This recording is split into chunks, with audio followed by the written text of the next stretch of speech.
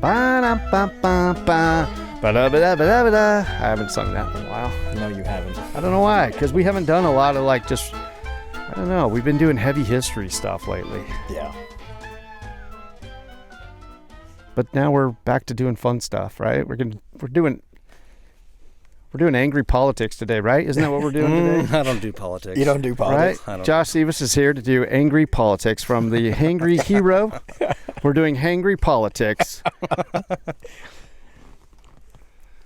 Not a politic guy, huh? No, I'm not. No? And anything business-wise, I don't do anything politics. This is gonna be a great episode. I think it's smart to do it that way. No, you're right. Yeah, yeah. You know, you got to feed people. They got to want to come and eat at your place. So Yep. I usually Any and all, it doesn't matter. Cole's been trying to drag me to the dark side lately. Yeah, he's like, let's go hard. Let's go. Let's talk. Let's stir some stuff up. No, I'm kidding. I'll watch it. I'll watch it. Yeah. No, I'm not just going to the kidding. dark side. No, I'm kidding. No, he hasn't been. No, we talk wildlife photos. We talk history. But there has been a few times now where I'm a politics guy. That's in my pastime. That's how I escape. Mm-hmm. And unfortunately, I pay attention to that stuff way too much. Yeah. So I wish I didn't. And that's the first thing I listen to every morning is I have a podcast that I listen to that goes through the news from the day before. And it's conservative. It's right-wing based. It's a lot of depressing. I don't know if I could do that. No, it's not, because I think it's important. Wake up to bad news every day. That's why I don't listen to the news. I think it's not the news traditionally news. It's it kind of deep dives into more of this. It's Ben Shapiro. I love listening to Ben Shapiro and Dan Bongino. I listen to those two guys every morning and start off my day that way. And so it depends on what happens in that news cycle, is if I'm going to have a good mood or a bad mood that day. No, I just think it's important to be informed and know what's going on. That's a whole nother. We need to do a whole nother podcast on that, because I want to tell you, between Ben Shapiro and Candace Owens, I picked Candace Owens in that divorce. Did you? Yeah. Yeah. I haven't been back to Ben Shapiro. She got me in the divorce. Yeah. See, and I took Shapiro in the divorce. I took Dad. I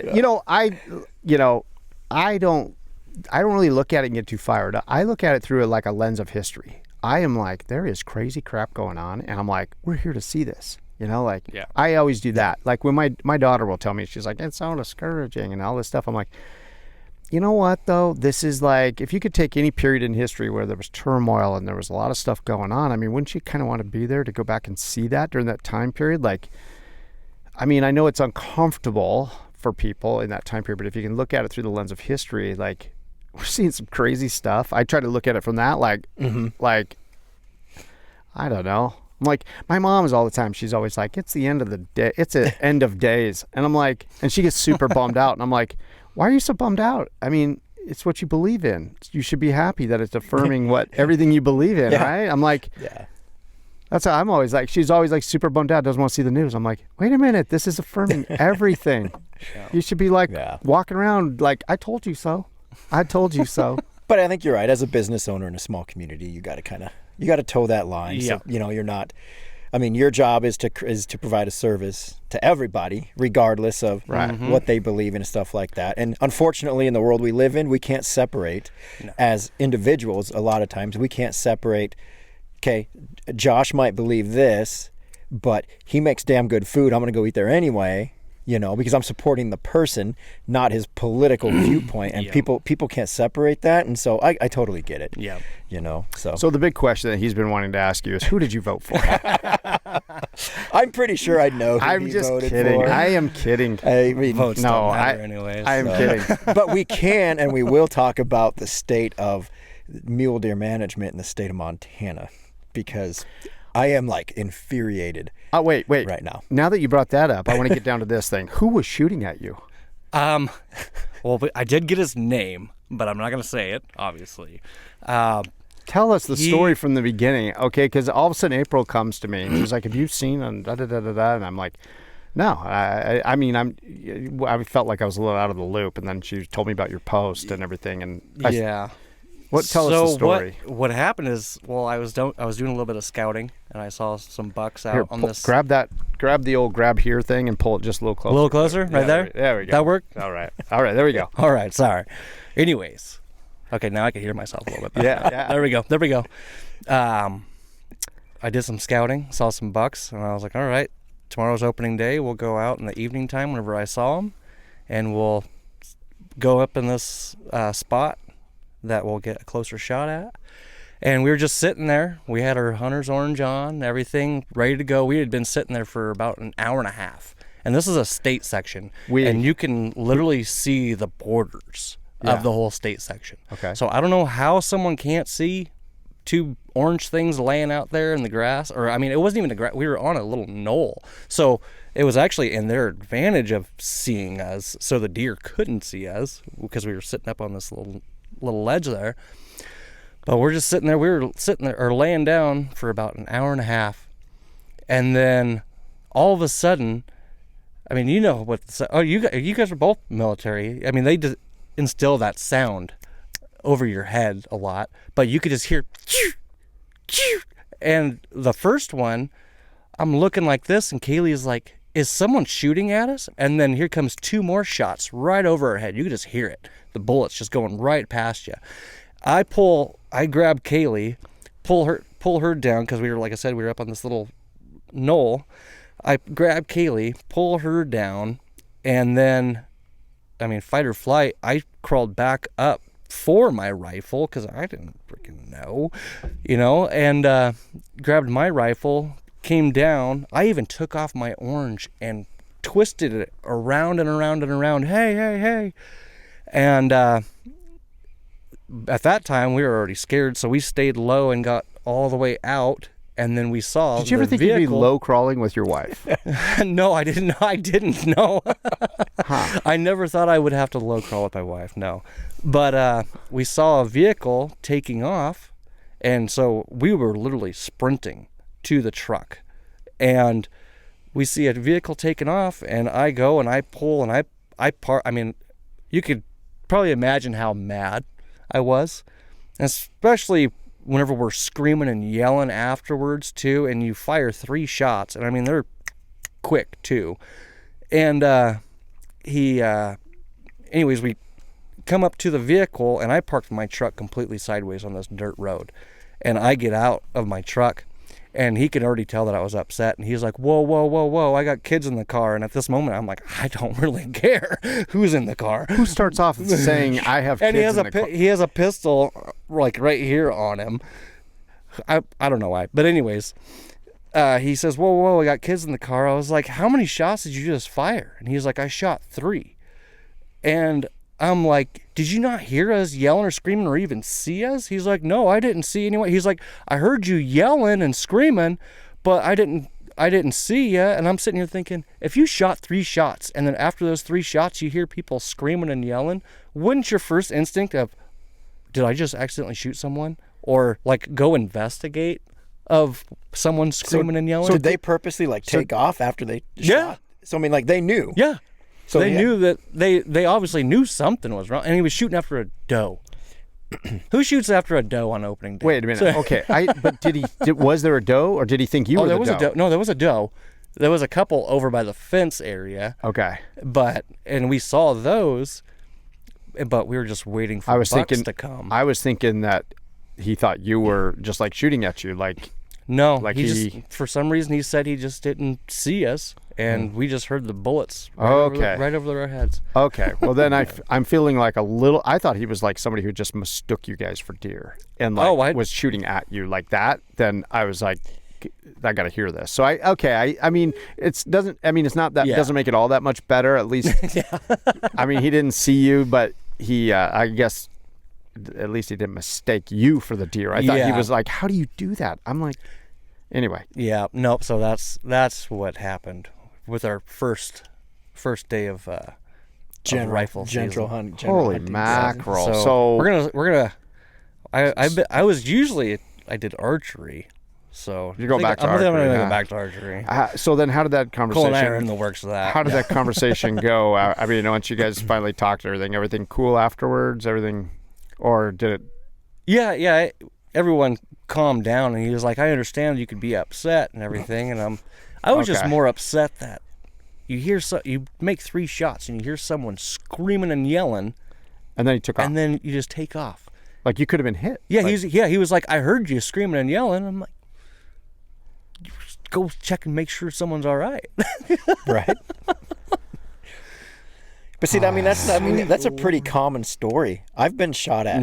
I've been shot at twice. Once in high school with my brother and my dad, and we were down here on the back of Itchkapee when you could hunt down there, and we had goose and duck decoys set up, and somebody had come up behind us and decided to light up our decoys with shotgun, and we were between them and our decoys with shot coming out of shotgun. And the other time was we were over by Roundup before we could even hunt. We were with my parents and my grandparents and my aunt and uncle hunting antelope on a ranch that they let some other people hunt opening day as well. And they were shooting at a herd of antelope. And same thing, we're up on a hill, and there's like 8 of us in Hunter's Orange, pretty hard to miss out in eastern Montana. And I don't know how far away they thought these antelope were, but they were shooting at us, not the antelope. wow. So it's a common tale, Yep. unfortunately. Yep. This year was the first year I've been hunting in years. I mean, years and years and years. Probably, I don't know, 12, 13 This was years. probably the worst year I've had in years. Yeah. I don't, just the numbers of the animals and everything have been down a lot. And I mean, I think FWP is saying disease and whatnot's killing them off, but you would see some dead You would critters see some out there. dead critters. But Yep. what they don't tell you, and then you have to look it up, is they issued over 8,000 non-resident tags this year. Oh yeah, there was a You know, lot of hunters. A There was lot of hunters. hunters. I bet you it was probably 10 to 1 hunter to like animal ratio as far as Be when pretty you're out sweet there. if they would make it to where you can only hunt your county. whew. That would be pretty nice. Because I saw a whole lot of nothing wrong with Billings and Yellowstone County and all. Yeah. Saw a lot of 3s, license plates. Yeah. We saw a lot of 3. We saw a lot of Minnesota, a lot of North Dakota. Yep. Wyoming. And don't get me wrong, I love Maybe they're not charging enough for those out-of-state They're tags. No. They're not. And I love Montana. I love our liberal hunting season. I mean, we can actually, the only 2 months we are not hunting some kind of big game is July and part of August. Because you can hunt spring bear up until June. And then there's that break between June 15th and pretty much August 15th. And then you can start hunting antelope, and then they have the early season shoulder elk. So we don't even have a full 2 months that we can't hunt big game in Montana. But when you hunt deer, mule deer and whitetail from September 1st until now, after Christmas, because of muzzleloader season, Yep. I mean, dude, that is stressful on herds. Oh, I don't yeah. care what you say. Super stressful on herds. We don't manage. I don't think Montana manages for the herd themselves rather than they manage for the money. It's a money game. Oh, yeah. And when you do counts, and I've talked to fish and game individuals that they do counts on private property where most ranches aren't hunted.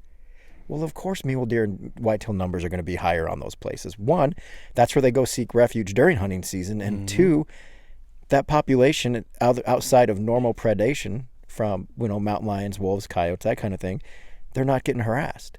So, of course, those numbers are going to be higher. So you can't translate in that to sustainable huntable herds when you're not getting that, when you're not getting accurate numbers because you're taking into consideration places that aren't hunted in your counts. Yeah. Yeah. If you flew the Beartooth Front just on public land and BMAs and state and BLM, I guarantee you there'd be a huge difference in the amount of hunting opportunity that they would give. Kaylee and mine, our bucks this year were 100 yards or less from BLM or state or something to private. So it's just, especially because during the rut, they're just bouncing over fences. They don't care that, we know this isn't safe. They're just chasing tail. Yeah. So we got lucky. Mine too. We got lucky. The mule deer that I shot this year was, we were hunting a ranch we had permission on, and it was a BMA, and the ranch right next to it didn't. We watched that buck come across and waited for it to where we could come, Now, granted, we're out there. We're putting in a little bit of work to do it, but the fact is that this buck wandered across following a single doe. Yeah. You know, any other time of the year, that buck's not moving off that non-huntable ranch. You know, and the same with JT's deer later that day was a single buck looking for a doe, and he had wandered from private land through state land to where we were. I think we were on state land when we shot that one, but yeah, I think Montana does a very poor job overall of managing wildlife, unfortunately. This is the most politic I'll get. I just want to let you know that right now. Politics. And I make no secret about it. Everybody knows. Oh, yeah. Everybody knows my stance on this, and you know, so and it's got to be addressed. I know there's a new Gianforte just promoted somebody new into the director position at WP, so we'll see what she's like. But well, especially with you, with all the photography that you do, you're in a lot of different locations, and you see a lot of these numbers of deer, antelope, elk, whatever it is, and even throughout the years, you could probably see them losing population and everything like that. Totally. Like, I mean, I do a lot of photography along the Stillwater, and there are days where, I mean, even when we were younger, growing up, if you didn't see 250 deer along the Stillwater, it was a bad day. And this is huntable, non-huntable, whatever. 250 mule deer and probably 100 whitetail. I guarantee you the most mule deer I saw on a photography trip, not even a hunting trip, just a photography trip this year in 2024, I bet 50 total combined mule deer and whitetail. You know, and that's just, and I understand we have a huge mountain lion population, and I mean, a lion will take 2 deer a week. So I understand we have a huge mountain lion population, and we don't have anybody that hunts lions in the grand scheme of things around here, which lion predation is huge on mule deer. But there should be more deer than what we're seeing on day to day. So, and what's going on with chronic wasting? Is that picking up? Is that getting worse? Chronic wasting disease, right? What's going on there? Oh, you guys are giving each other side eye. Let me in on this. I think that's just, I don't know how to word it really. It's just their excuse almost in a way. I spend a ton of time. I spend a ton of time out in the woods, out in the mountains, out taking pictures, going on hikes and stuff like that. I'm not seeing carcasses. I'm not seeing carcasses, you know. Because the feeling I get is that they're making it sound like it's something that's on the rise quite a bit. Yeah. And I know, they'll make it sound like that, but like I said, I think that's just their little getaway of putting the blame on something else instead of it's like COVID numbers. Is that what you're trying to tell me? Pretty much, yeah. Trying to drag them into something. So what are you saying about COVID? No, I'm just kidding. So I don't know, but I mean, and it sucks because, you know, it's like trying to get my kids, and you have girls too, trying to get girls super interested in hunting, and it's tough. I mean, if you go up to the mountains, and I cut my teeth on mountain mule deer and mountain elk. I mean, that was like, I remember the first time Clay and I got to go by ourselves when we were 14 and 15, and my parents let us go up to the mountains to hunt mountain mule deer by ourselves. I mean, I felt like a man at the end of that day, and my brother ended up killing a deer, and we took care of it ourselves and got it back. I mean, I felt like a man. I mean, I was walking tall that day and up in the mountains. But how do you do that with young hunters now, that when you go to the mountains for a weekend and you don't even see a deer? Yeah. You know, so what is that? I mean, it's so discouraging to a 13, 14, 15-year-old. No, I mean, it's just human nature to be like that. So it's super hard to keep this younger generation interested in hunting. And I know hunter, granted, we see a bunch of hunters, but I think the overall hunting population is in decline. And I think a lot of it has to do with the way states are managing their deer and elk. What is that like for both of you? I just realized I was thinking about that. Both of you. Girl dads. Yeah. Yeah. And I'm thinking to myself, when you were saying, oh yeah, I'm trying to get my daughters interested in this, and I thought, oh, okay, that's interesting. Like, how do you feel robbed or something, or of like that, oh, I don't have a son that I'm doing this with or sharing this with? Or, I mean, no. I'm not trying to insert a negative thing about it, but the first thing that comes to mind, guys that are into this, like, you would think that is something, I don't know. The first thing that comes to mind, like whenever a lot of people say that, you're like, hey, you ever wish you had a son? Of course, I think everyone wishes that they did, but at least just to have that balanced experience. The way I see it is, I want to be the man that I want my daughters to find. I think that's super, that's- super important. Yeah. So I think we have like just just girl dads or whatever have a bigger role, because I think you just want to be, just like I said, you just want to try to be the person that you want your daughters to find.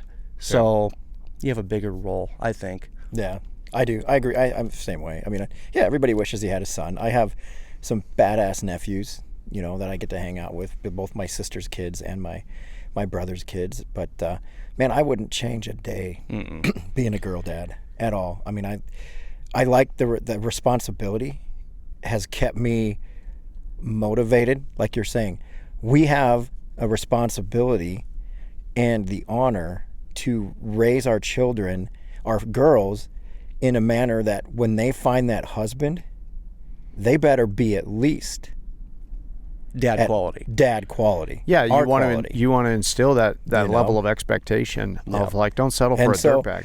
And like, it took me a while to understand that, because being a cop, and we've talked about this before, that and we've probably talked about it at softball games when I've had a little bit too much to drink, but Never. it takes it. I take a lot of that out on my family, and I think that's just being a law enforcement officer in general. It's super hard sometimes to separate that, being a cop from being a parent. And when I find myself like coming down on Shasta or something like that, and she's like, "You're treating me like a criminal. Why are you yelling at me?" Blah, blah, blah. Once I started realizing that was happening, not only now am I apologizing to Shasta, but I have to take my 3 girls aside individually and apologize to them, because I don't want them to see that as how a husband and a father figure should be on the norm. Yeah. So I have to go in there and be like, "Look, I attacked your mom for this reason, I yelled at her, blah, blah, blah, blah. Hey, here's the reason why. It was totally wrong and uncalled for and unnecessary. I'm not trying to justify my actions, but this is how I should have handled it, and this is how I'm going to handle it in the future." And being a girl dad, because I think if I had a boy, I don't know if I would be like that hands-on into explaining some of my reactions. And maybe I would be with a son, but with my girls, I'm super like cautious. I guess not cautious, but I'm cognizant of how I react to things. And if I react in a shitty way, I want to make sure that once I've like, oh man, I handled that completely wrong, that my 3 kids are taken aside individually and explain why I did that and how it wasn't appropriate, and that, when you're looking for a quality in a man, that's not the quality you want to find. This is how it should have been handled. And so I think that we have that huge responsibility to instill that in our girls, because, ultimately we're giving those girls away to somebody who's going to treat them hopefully even better than we are. Yeah. So, and I think it's such an honor to be a girl dad. It is. I wouldn't change it. No. Kaylee, on the other hand, she's like, you could go get another wife and get a boy or something like that. It's like, it's not you, it's me. My grandpa had 4 girls, so wow, it's not you, it's me. It's me. It's me. It's not you. See, and I don't know what happened to me, because I have 3 girls. My brother has 2 boys, and then my sister, which is Jeff. It has nothing to do with Riley, but they have 3 boys and a girl. So Interesting. Yeah. And I'm the only one so like all the men in my family have had like 2 boys and a girl, 2 boys and a girl, 2 boys and a girl, and then See, boom. my brother, he has 2 sons, no girls. My dad, because my sister is my half sister, so my dad has never had a girl. So I'm the only one in how many generations now? So, but like as far as hunting goes, like Kimber, my oldest, she's like bloodlust. She loves hunting. She goes out. She has 8 tags to fill, and hypothetically 8 tags. She's filling 8 tags that day. Like I've had to like. Both Kimber or Shasta and I have been like, okay, you shot your 2 does. You have a general tag. We're going to hold off. We have work to do now. And Zoe, she got into it more this year. And after she killed her doe, because I didn't know if she really hasn't hunted a whole lot before. And so we took her out, and she had a mule deer doe tag. She filled her mule deer doe tag. And after that, she's like, so am I done now, Dad? I'm like, yeah, this is the only tag I got you this year. She's like, well, I want to hunt some more. I'm like, cool. So next year we're going to look for get her a general tag, but I wanted to give her that opportunity first. And shooting a doe is a lot easier. It is, and I wanted her to be successful. I think that's super important when you're getting young kids into hunting, making sure that they're successful. Yeah. Kind of starts them off on that path. And then you start to get into it's not just about the killing, it's about the, conservation part of it, the memory part of it, the getting back to nature part of it. But I think it's important for them to be successful that first couple of times. Even Ariel, whenever she was younger, well, my girls all found out that if you want jerky, you're dragon. So they all were very happy to help the dragon, for the most part. But I mean, Ariel, she would even go out and help me put out my trail cams and everything. They were always excited to look at all the pictures and see what we got on it. And sometimes, I mean, one of them wasn't even expecting it. There's a moose just on my trail cam. Well, that was pretty cool. So. Wow. And then this year, Scarlett's excited because this is her year that she gets to go rabbit hunting and get a rabbit. So I tan for Ariel. I tan the hides, and then I make a lucky rabbit's foot with a shotgun shell at the bottom of it and everything for him too. So Scarlett's pretty happy that she gets to go rabbit hunting this year. We're just waiting for some snow. Yeah. That's awesome. At least they also. Do you have anybody who's not a sport about it? Do you have any daughters that are anybody who's just like Ariel's on the fence right now. I think it's just the age thing, but probably more spending time with mom and dad thing. It could be that too. Yeah, so that's what, like I said, she's to that age to where doesn't like pictures and she just wants to do her own thing. I don't know. I think it is just I don't know. I'm a guy and I'm trying to figure it out as I go. Maybe I'll talk to Coleman. He's got older daughters. I'll see, all right. Oh no, there's that time where they don't want anything to do with you. Sixth grade. She's in sixth grade. So we'll see how it goes. I still force her to hug me though. Oh yeah. So you got to do that. Yeah. Oh yeah. If you don't, they'll find somebody else to hug. Yeah. Don't be saying that now. Slow down. And so now and you'll get to have these conversations too about when they start dating. And now, Kimber's had a boyfriend for over a year. Nice kid. He gets along with me. But every time she's dated somebody, they've had to come talk to me. One, if you can't hold a conversation with me after we first do introductions, if you can't have a conversation with me and look me in the eye and talk to me, you're not for my daughters. Yeah. Okay? There's got to be that one. So I don't want to see 92% of males just went right out the door. Pretty much. One, I do not want my daughters dating weak men. Yeah. I do not want them dating weak men. And if you can't have, even at 15, 16, 17 years old. You can tell. If you can't have a conversation with an adult and look them in the eye, you're not dating my daughter. Yeah. Okay. Secondly, when it gets to that point to where you're hanging out and you want to go on a date, you're coming to ask me. Yeah. And every boy that has come and asked me if I can take your daughter on a date, because it's my daughter. Yeah.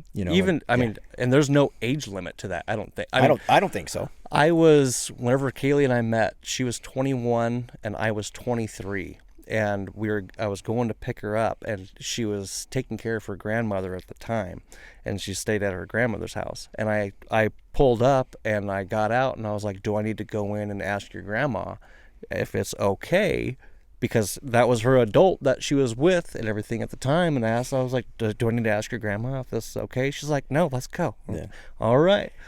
And I mean, even still, there's a lot of people now, even whenever they propose, they don't even ask the dad. I know. That's a number one thing to me. I mean, I asked Kaylee's dad, Mike, if I could take her hand, and he said, yeah. Yeah. Thank goodness. I asked. I didn't want to have to beat him to say yes. I asked. Shasta was up here. We were dating at the time, and so her dad is in Texas. Her stepdad and mom are in Oklahoma. I called him on the phone 3 months before I proposed.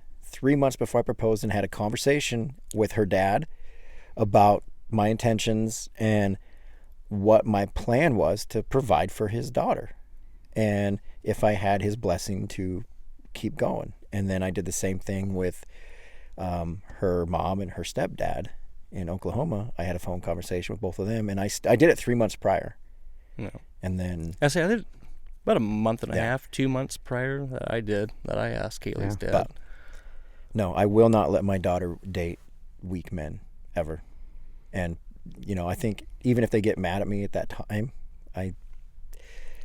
I know that they'll understand because I'm not raising my daughters to be weak. Yeah. And so why would I put them, or why would I allow them to have that weakness in their circle? If I'm not raising weak daughters, I'm sure as hell not going to put them and pair them with a weak man. Yeah. Well, they'll thank you later. The older they get, they'll thank you for instilling like that. Hey, there's kind of a standard. Yeah. And I was the filter a little bit for you at this point until you figured out the filter. You have to have a filter that's important. And the older they get, they'll thank you that you weeded out some, riffraff. That's why I love that my girls are in wrestling. Yeah. Even if later on they don't pursue it or whatever, at least even if anything ever happened, they could know some type of defense. Right. Right. And I'm not even talking physically. Oh, I know. I'm talking, I'm raising my daughters to be strong physically, mentally, spiritually. Yeah. And I took it what you were, I'm glad you clarified, but I was taking it as. I was just adding on to it. No, I understand. And I think, there's a lot of people that. He's preparing his to administer a smackdown. Right. No, but there's a lot. The zombie apocalypse is coming. Yeah, there is. There's a lot of people that get really hung up on females wrestling. And as far as the self-defense part of it and building self-esteem and stuff like that, dude, it's a huge one for girls. The self-esteem part is huge. And so I've never been, I think I had a conversation with my parents because the girls were interested in wrestling and we were going to give them the opportunity to, and they chose not to. But my parents how would you let your girls wrestle? And I explained it to them like that. I'm like, it's providing them with, a little bit of combat-oriented whatever, if that situation were to arise. It's not the be-all, end-all, but it gives them, a little bit of something to really rely on if they were ever put in that situation, but the confidence that it gives them. And I think you get that confidence from wrestling, from a one-on-one contact sport that you don't get in baseball, softball, football, basketball. No. And wrestling is super, super big for that, for me.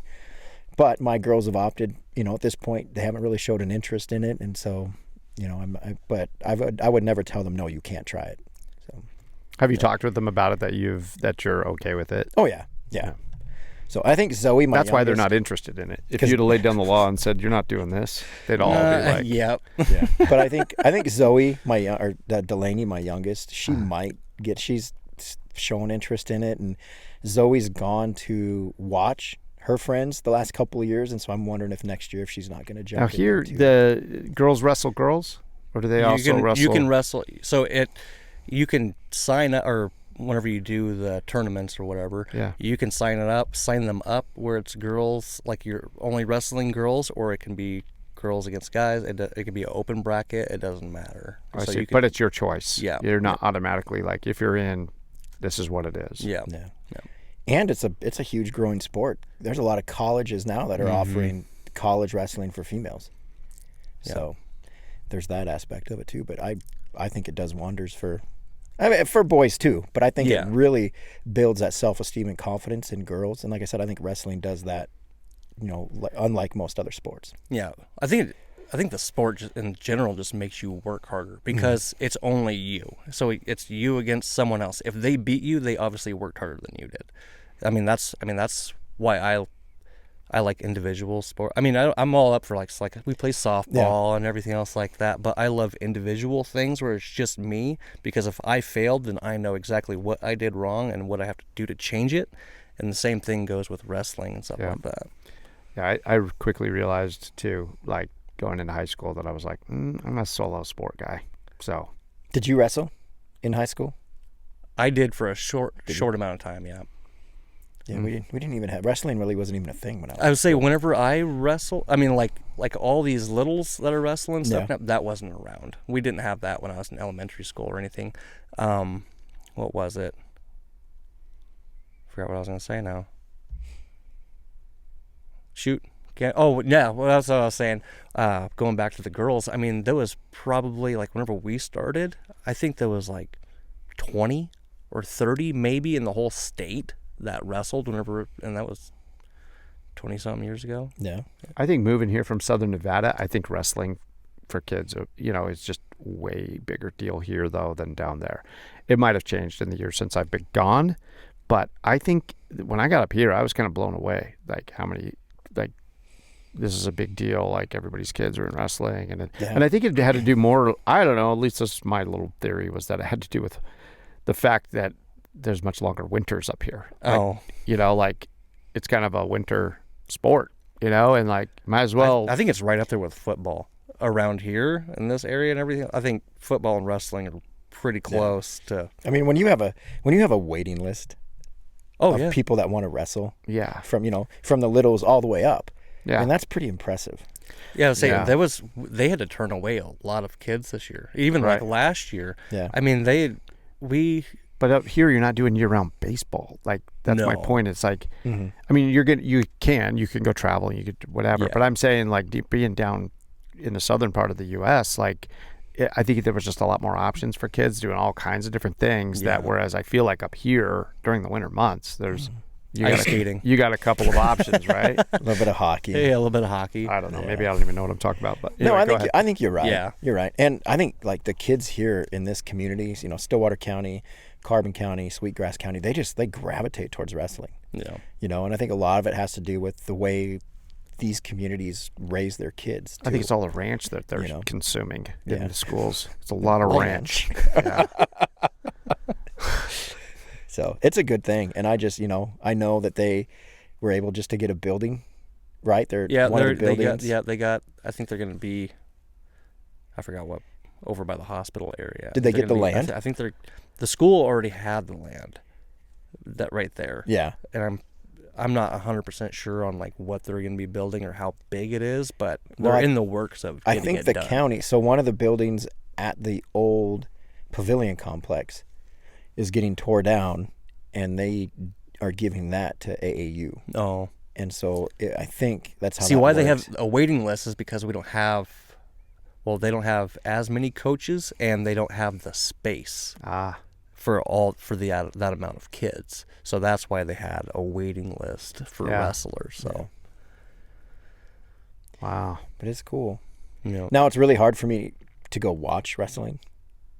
I mean, for some reason, for me personally, it's hard for me to go watch it because I don't understand it, and I don't have any kids in it, so it's hard for me to be like, I'm gonna go watch wrestling, but I don't know. I mean, I know like there's some families in this community that I lose my like, voice. Right here. But I mean, they go hard. They go all over the state. They go to Denver. They go. I was always so glad none of my kids did wrestling. I just was like, it just always tied me up. Like I'm like, it's a long day. It's a long, especially if you have a couple of kids in different weight classes and everything. So you're there like at 7:00 in the morning, and then you don't leave until like 6:00 at night, just waiting for them to get done. But if your kids were in wrestling, you would have been there. Yep. Yeah, I would have been, but I'm glad they weren't, so I didn't have to be. I just didn't. I like stresses me out. I was seeing my kids getting tied up in knots. Yeah. See, I do. For me, I do. I love Does it? Oh, it doesn't stress. So he's saying it stresses them out, but you're like I love it when they're tied up in knots. I'm right there. I mean, there's a lot of times where I'm like screaming at Ariel, like, who are you? I mean, like, we're really big motivational. I mean, at least I am. And I try to teach my daughters that. And in her head, whenever I'm saying that, I'm a Seavers. It's like, you're not quitting, You're not stopping until you're done. I absolutely love it whenever they're down and out or they're having a hard time and they turn it around. I think that's every kid's or every parent's. I mean, I think every parent should enjoy it. Yeah. But maybe you just don't see it from a different. Oh, I enjoyed. I just I enjoy watching them do other sports. I just in general, like, I don't know. Wrestling wasn't really ever my thing, and I'm like, it's fine. I mean, I went and supported my kids all the time, and they did good. Whatever they did, it was fine. Or they at least they tried stuff. They didn't always, whatever. We were supportive, and I think there's all kinds of good lessons there for them to all learn and everything. I got into wrestling because of community service. Nuh-uh. Yeah, I did. Yeah, I got in trouble, and I actually have been in a lot of trouble. Anyways, that's another episode. But I had community service, and I had to, and I used to make fun of everything that they would wear, and I got my butt kicked, and because I was talking crap to the wrong guy, a wrestler. And I was like, all right. I was like, so there's a little bit more to it than what I think. So, and then I think it was the next year I think the next year, I signed up for wrestling, and Yeah. I don't know, it was pretty fun. I liked it, but yeah, I was doing community service. First time I ever saw wrestling. Wow. Cleaning mats or something. I don't remember what I was doing, but I know it was community service. That's all I do now. And no, it wasn't voluntary. Yeah. It was. You had to be I there. had to be there. Yeah. I think it was the way the gym smelled. I think that's what turned me off from wrestling. Just kidding. I don't know. But it's a big deal. I mean, It is. These like people are gonna go nuts. tournaments fill up like in an hour. Oh yeah. You know, People are and- going nuts there. Well, I've Yeah. sat through some wrestling tournaments. You know, Yeah. I've been with April, and, Yeah. you know, with her kids and stuff. But that's fine. Whatever, we go do those things. I was just always a little bit like, I didn't ever discourage my kids from it. Never, you know, but I was always kind of inside like, oh man, I'm glad they're not into wrestling. Yeah. Like I said, for me, I just don't understand it. You know. Yeah, and I don't either. It just wasn't the thing that I was into. I noticed that my older brother, he was in wrestling for a little while, and when we lived in Vegas, and I don't know. I just remember just him talking about throwing up a lot or something. I don't know. As a kid, and I just was like, everything about it just seemed miserable. As in, like, trying to make weight, or was he just? I don't know. Yeah, I don't know. What was if it it was throwing about, up about? It wasn't about. Well, it was that. It was sometimes the struggle on the mat. It was like getting whooped and so physically exhausted and something. You know, I don't know. I just remember those types of things when I was really little. That my older brother, I was like, I am not into that. Like, I think at an early age, I saw all that, and I was like, I was into like This baseball. isn't for me. I was into. I played baseball like all the time. You know, and then I went in my freshman year of high school. I played baseball. But then, I always was like catcher, and if I wasn't a catcher, I was in like left field or something. But yeah, I don't know. Just wasn't something I wanted to ever do. After that, I went into tennis, and I went straight tennis, like year round. And so then I just lived and breathed that. And then that's what I found. Like, I just like that one-on-one thing. I got to put up with these other guys on the bus when we go play with other people. But I was like super serious about that, and I loved that. I don't want to play doubles. I don't even want to worry with some other dude. It's me and you. You know, I got super into it. Nice. Cool. Yeah.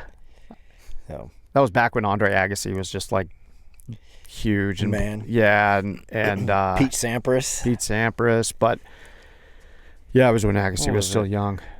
Right when he was going pro. I had a friend that was up. What was it? It was a girl tennis player.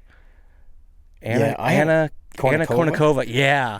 That's what it was. Anna Kournikova. See, and I had a poster of a tennis player chick, and now I can't remember her name, but she was a brunette. Same time Andre Agassi was. Gabriella Sabatini.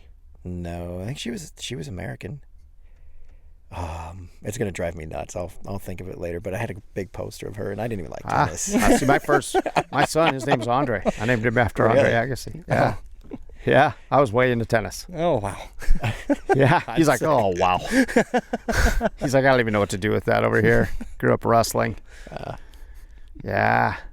But down in Southern Nevada, tennis was like super competitive. So you can play that all year round down there, I bet. It's super competitive. Yeah.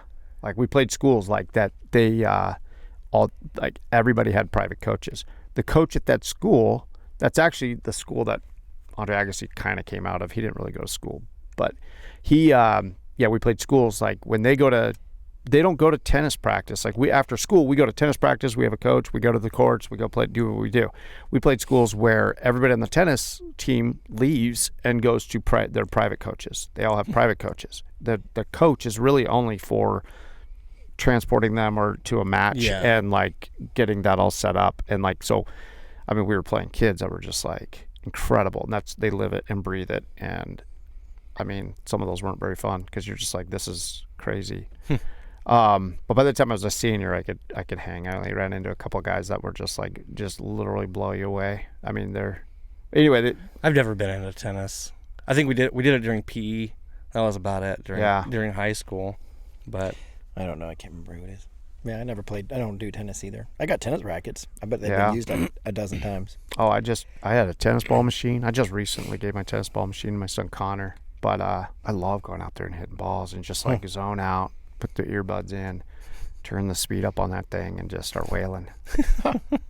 Yeah, I know. Anyway. I guess people do that with golf too. I'm not a golf guy. I'm not a golf. I'm too angry for golf. I am too. I am way too angry for golf.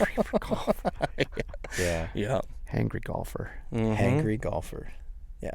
I don't like We used to, because I grew up right down the street right here. And then, so the backyard, it was my backyard, and there was a little part of the river right here, the Yellowstone, and then there was the island right there. We used to go back behind the driving range and pick up all the balls and put them in buckets, and we'd go back to my house, and we'd just hit the balls on the island, and then we'd go pick up as many as we could and bring them back, and whenever we'd run out, we'd just go back to the golf course. That's what we did. And they're like, our numbers are going down. See, they were over the fence. I don't think they ever went after those ones. And I golfed in high school. You did? I golfed all 4 years of high school, and I was never really good at it. I wasn't terrible, but I wasn't super good at it. And then I golfed a little bit while I was in the military, and then I just like, no, I'm never chill enough for this game. I've done it very little. I like going to the driving range. One time I was working for the railroad, and I was up on the High Line for like 9 months up there, and so I spent a lot of time alone. So I bought a set of clubs, and I was trying to I'm gonna hit the driving range after work, and I'm staying in a hotel all the time, and I did enjoy that. I never really got around to playing rounds of golf. What stresses me out about playing rounds of golf is the guys behind me. Like, I'm like constantly looking back. Yeah, I'm constantly like, I'm feeling tailgated the whole time. And I'm just like, how do you relax at this? There's guys that are I'm just trying to enjoy the day, man. Don't rush me. Yeah, it's stressful. I'm like, how does anybody enjoy this? Yeah, I don't know. But I mean, I used it as my roommates and I, when I was stationed in Oklahoma, we used it as a beer drinking expedition. We would get off of work at like 5. We'd go hit the golf course and do 9 holes and each drink half a case of beer, and then we'd go home. But I mean, that's pretty much what we use golf for. Wow. So I've only been a few times, and all the time I get lapped by I got 4 pairs of guys or something that I got to let by me. Now, fly fishing on the other hand, I can sit on a river and fly fish for hours. I can too. I haven't done that in a long time. I used to tie my own flies whenever I was a kid, and I had a couple fly rods, but I haven't touched one since I was probably 15 years old. I can grab a fly rod and just zone. And I do enjoy that as well. Yeah. I went for the first time this past fall, like in a long time, and man, I didn't go very often. I went like a couple times, but man, the time flew by, and it was just like, really? I've been standing out here how long? Mm-hmm. That's what, even just bottom fishing, just throw it out there, just sit there. I mean, even if you don't catch anything, that's a great day. Oh, yeah. Same with backpacking, and even same with hunting, as much as we get angry about hunting, but I still just, man, like, you feel so much better at the end of the day hunting, But yeah. That's what, well, there's a saying, even if you don't get anything, you'll have less stress walking out of the woods than you do walking into the woods. Just the peace of mind of so true. The nature. Yeah. Oh, yeah. I hadn't been hunting in years, and my son-in-law, who moved up here from Texas, was like, he wanted to do the Montana hunting thing, and I was like, yeah, man, let's go, whatever. So we didn't get anything, but we literally we made the call. Like, it was, we went out twice, and I was basically going to just kind of make sure he got something. The first time I didn't even take my rifle with me, and then because I was like, I'm just gonna help him get his. And then the second time we went, and we were literally 10 minutes from the house, and we were hiking back to state land, and we saw like 7 deer, like one young buck, and like 6 or 7 does, I don't know. And we were like, they were just getting off of private land. They were going to jump the fence onto the state land. And I looked at him, I'm like, we could be home in like 15 minutes. What do you want to do? And he was like, but he wanted the experience and, and everything else. And I was like, but it's probably not as, I don't know, you don't probably feel as good when these were probably the ones that were bedded down in our garden last night, right? Like, it took me 3.5 hours to get mine out. Yeah. It was, so we were like, brutal. We passed, and we were like, we hiked way out there. Then we passed on some other ones. They were there, we could have just got something, but he passed. He wasn't going for some trophy thing, but none of them were like something that, I don't know. I'm just saying we passed on it, but it was for the experience. I did enjoy. I was like, man, I haven't done this in forever, and I did feel good. I did took a lot of stress off me. I should have been like editing videos. I should have It's been nice working. not to think. Yeah. It's Yeah. nice not to think. Yeah. So I don't know. I agree. And I did tell him that day, I said, man, we should get out here early in the morning, go hiking out here more often. And I brought up, I was like, I should get a big fat lens that I can have an excuse to go out and shoot wildlife. I think that's a great way of doing that too. Same kind of that hunting feel of you got to creep around and it's that get in close enough to get that shot, but Yeah. well, you Well, don't got to drag anything for. yeah, like yesterday. I mean, I've been putting in for a bighorn sheep tag for, well, I've been hunting since I was 12, so 22 years I've been putting in for a sheep tag almost, and never drawn a sheep. But yesterday I had 12 rams around me, and I had 30 ewes, and I was from ewe to me away from rams crazy how that were close like you can get. nudging doe. Like you could hear them, and like I was telling Milo this morning, you could hear their stomachs gurgling when they were eating. I mean, I was just sat down by this rock with these herd of sheep, and I mean, the cool thing with photography and being out hunting is that you learn animal behaviors. And so like there were other people taking pictures of these sheep. They were on public ground. It wasn't in Yellowstone. They were in public ground, so I can get as close as I fucking want to, right? But I mean, I'm not going to harass them or anything. Was anybody giving you a problem? Nope. We weren't in the park. Oh, We were on public land. I know. Sometimes And- that doesn't stop. Yeah. Some So there were people. some people taking pictures over here, and I'm like, these sheep are going to go there. So I got out, and everybody's kind of looking at me because I just bypass everybody, and I go for a hike, and I go sit up in these rocks. This is why I've been telling you, man.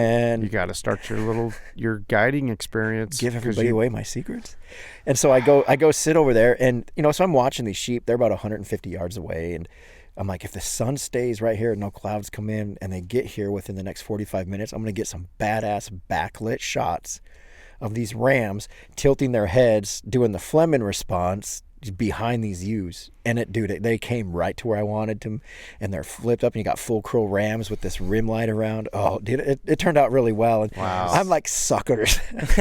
You're all looking at me weird because I'm going over here and there's no sheep. Well, I had all these rams and like 30 ewes around me. And then they were there for 3 hours. But to me, that's the beauty of that, being out there with that camera and that big fat lens is like, hey, you kind of still get that. You got strategy. You got to be thinking. You got to be all those same kind of things from hunting. At the same kind of like adrenaline rush. Oh, yeah. It's to Well, me, especially with the big rams right next to you. I bet you that is. Yeah. Is there like I mean, do big rams ever just like go after somebody? I Do you ever hear that? I've or see never that? heard of I've never one. heard of it. Well, when we talked to Ron, he had that ram knock over his camera, but it was because he was chasing a ewe, Right. and the ewe used him in the camera to essentially block the ram, and the ram just Right. kept going. But Right. no, I mean, like, they wouldn't even look at you. I mean, they're so, and it's not like I'm out there jumping around and moving around a bunch, Right. and crawling around at from. Once I sat there, I was able to pretty much just stay essentially with these 3 rocks I was by, and then I just moved slow and didn't intrude on them. They came to me, and I mean, A, they're going to get comfortable with you, and B, I mean, if you're not posing a threat, I don't think there's any, I probably wouldn't do that with a grizzly. And yeah, I was gonna say, there's those people that just keep getting a little bit closer with the Yeah. grizzly. Yeah, but and I think these sheep in that area are pretty used to people too. I mean, so they're not like super skittish, kind of like the mountain goats on the Beartooth Pass. They're pretty chill. You can get pretty close to them too. I mean, just like deer that are safe on private property, you can get out of your truck and just stand there, and they just sit there, stare at you for a minute, and then just go down. I to think eating. that's But if all- it's on private, or Yeah. public, then it's a whole different story. Yeah, I think that's why we held off on those one deer too, because we were like, I think they recognize us. they're pet deer. There's yeah, pet deer, and then there's huntable like deer. that's where we were kind of like, eh. But yeah, and I mean, I correlate wildlife photography with archery hunting. I mean, it's 2 in the same, 1 in the same. Except the new. I've never really thought of it like that. But it is. I mean, You said something.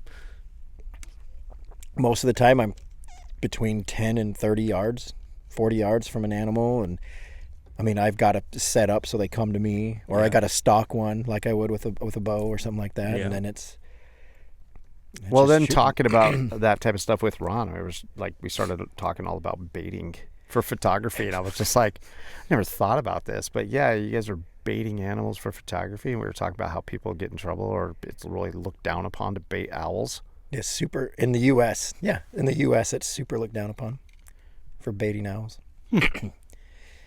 Huh. So I probably won't ever bait owls just because. Probably means there's still a chance. Yeah. That's what he just said. No, I won't. I won't bait owls. Works 50% of the time all the time. That's right. And owls are my nemesis. Like I was looking for northern pygmy owls yesterday. They're a small owl. They're pretty cool looking. They're like a puffball of ferocity. I mean, they're just ferocious little owls, but they look like a puffball. And the day before, there were two of them, a pair that were hunting in this area.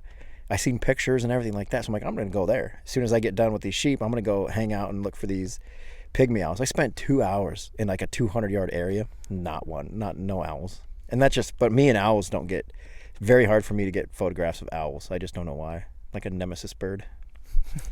But whatever. But yeah, it's made me a way better archery hunter. Way better archery hunter since I've been taking pictures. So. Well, what are you thinking, Josh? You getting the fever over there? Of taking pictures? Yeah, getting a big fat lens and creeping around out there? Nah, probably not. Yeah, just I'll stick leave with it the to bow. Cole.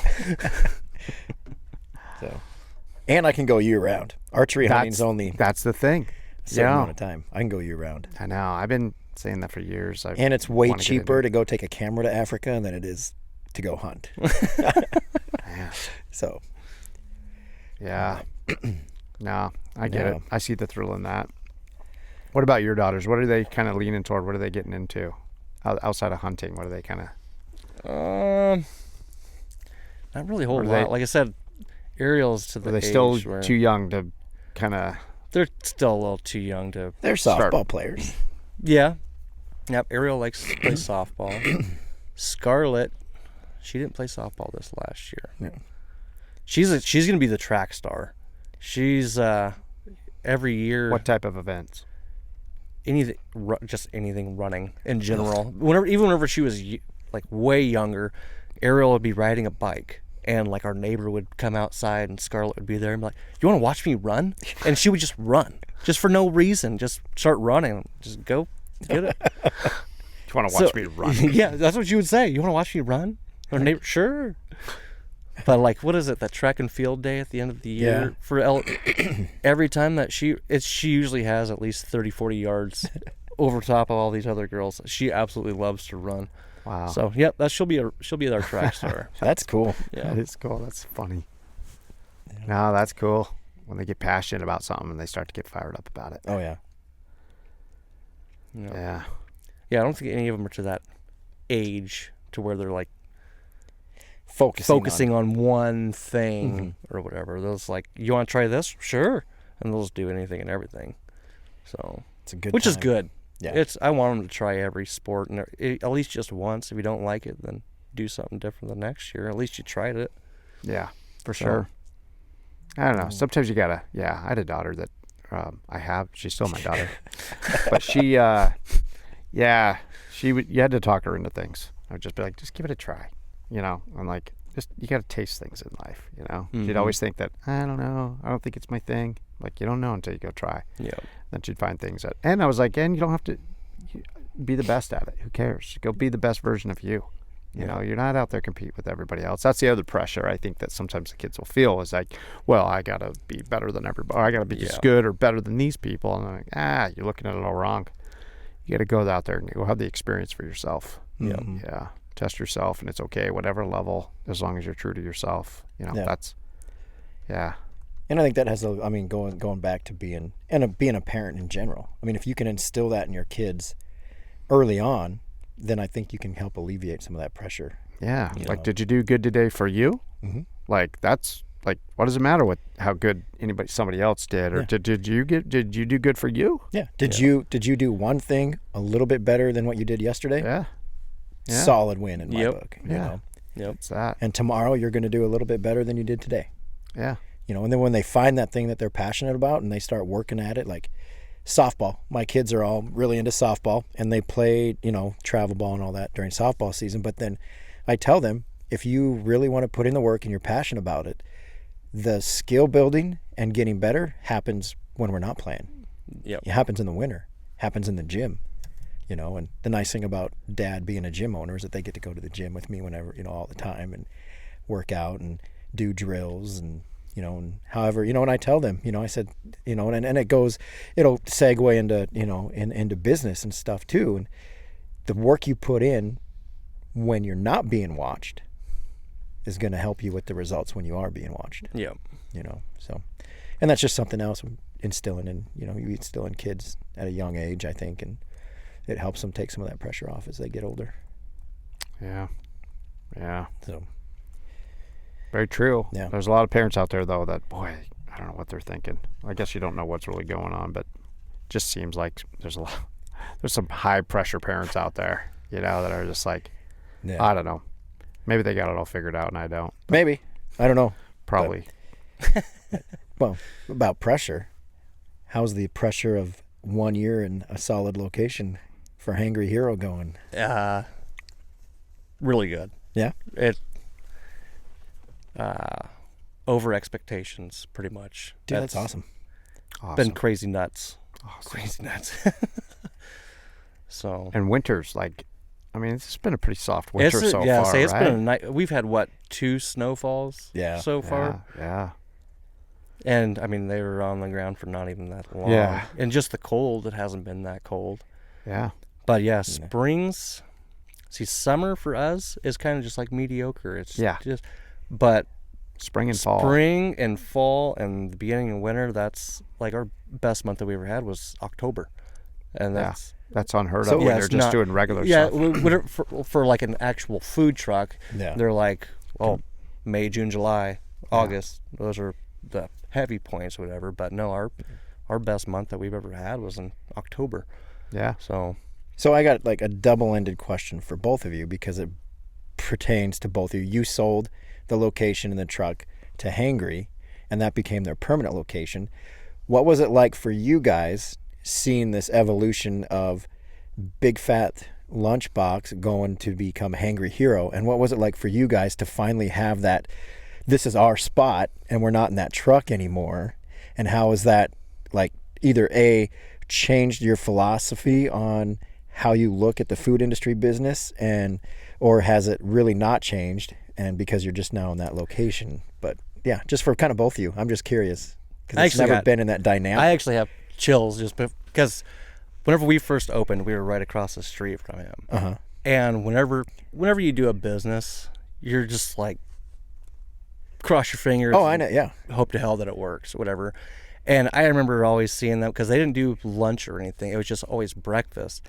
And I always remember watching their lives and just seeing the crowd of people out front. And like, that's what I want to do. That's what I want one day. I want to be that successful, you know? And then years down the road, we got to purchase the Big Fat Lunchbox location, not the Big Fat Lunchbox itself. The location. Just the location or whatever. And just the amount that we have grown as a business and just as individuals and our income in general too just exceeds anything that we thought would even be possible. And I mean, that's we really enjoy it. We love it. I mean, there is, and going back to like being parenting and stuff like that, and you know how it is for breakfast, it's freaking brutal. It's tiring because I try to go to bed to where it's somewhat normal. My kids get to watch, or we get to hang out and spend family time. I want it to be as normal as possible. So there's a lot of days I get 4 hours of sleep. Like all this month we're doing breakfast, so I get like 4 hours of sleep. And it sucks because I like doing breakfast in a way because I got a big 15-inch speaker now. I blast that thing. It's like 1,200 watts. I blast that thing. That's like my peace time and everything. And I mean, it's stressful being up that late and everything, but the only reason I really do breakfast is because I get to spend more time with my daughters at the end of the day. So like a lot of the times, like half the time, they don't even know that we work. I mean, it was a year ago. Scarlett, she's like, do you and Mom work? I'm like, yeah, we're at work while you're at school, and we're off by the time you get off and whatever. So it's just that it's a sacrifice that you take of doing breakfast so I can spend more time with family. I know I'm kind of getting off subject. No. But, and just like I told Milo, last year at the end of the year or whatever, I told, because we're business minded and everything, I told him the dollar amount that we made, and that we had never done that ever before, and he was ecstatic about it and everything, and it's went way above and beyond, which the numbers and everything is nice. Like I said, like we were talking about earlier, because we're trying to get a house and everything, it's nice for a bank or whatever. I mean, I just like the fact, obviously if you're making more money, then that means that there's more people coming to your truck and they enjoy what you're doing, and that's what makes us happy at the end of the day of it. I love it. That's awesome. So do you miss being mobile? Absolutely not. No? Nope. Consistency is, I think, huge. And another big thing too with being in one location is just being able to have Google Business. I don't even know how many, because Google Business, it shows you exactly how many people looked at your menu, how many people called in an order, and everything else like that. And I mean, just during those summer months, just those random people that come in and get to see, and just because everyone, whenever you're traveling, what's the best place to eat? Right. Oh yeah, I do the same and thing. It pops up right there. Yeah. And then, and especially with like reviews, even if I go to like a place and I've had it like once or twice, I usually leave a review. I like to leave reviews because people look at that and they read it and they base things off of that. So if you're watching this and you like a place, leave a review. It doesn't, not me, anyone. I think it matters, and especially if it's a small business, it really means a lot. To them. Just leaving a simple review, it takes a couple of seconds. Oh, I agree. I mean, it's like somebody buys one of my photos, and then they'll send me a picture of it, like hanging up in their living room or something like that, and they're like, "Dude, this thing just like changed the entire look of our living room. It's an awesome picture. Thanks." I'm like, "Yeah, that's cool." You know, so, and that's like in the photography world, unless you're doing portraits or weddings or something like that, you don't get that a whole lot. I mean, not a whole lot of people be like, "Hey, check out this cool elk photo I got hanging in my living room," and then they, come tell me how awesome it is. And not a whole lot of happens, because it's just that the way that industry works. So but I try to leave reviews too when I go to places, especially small businesses. So, and what about you, seeing that progression? I want to say it's incredible.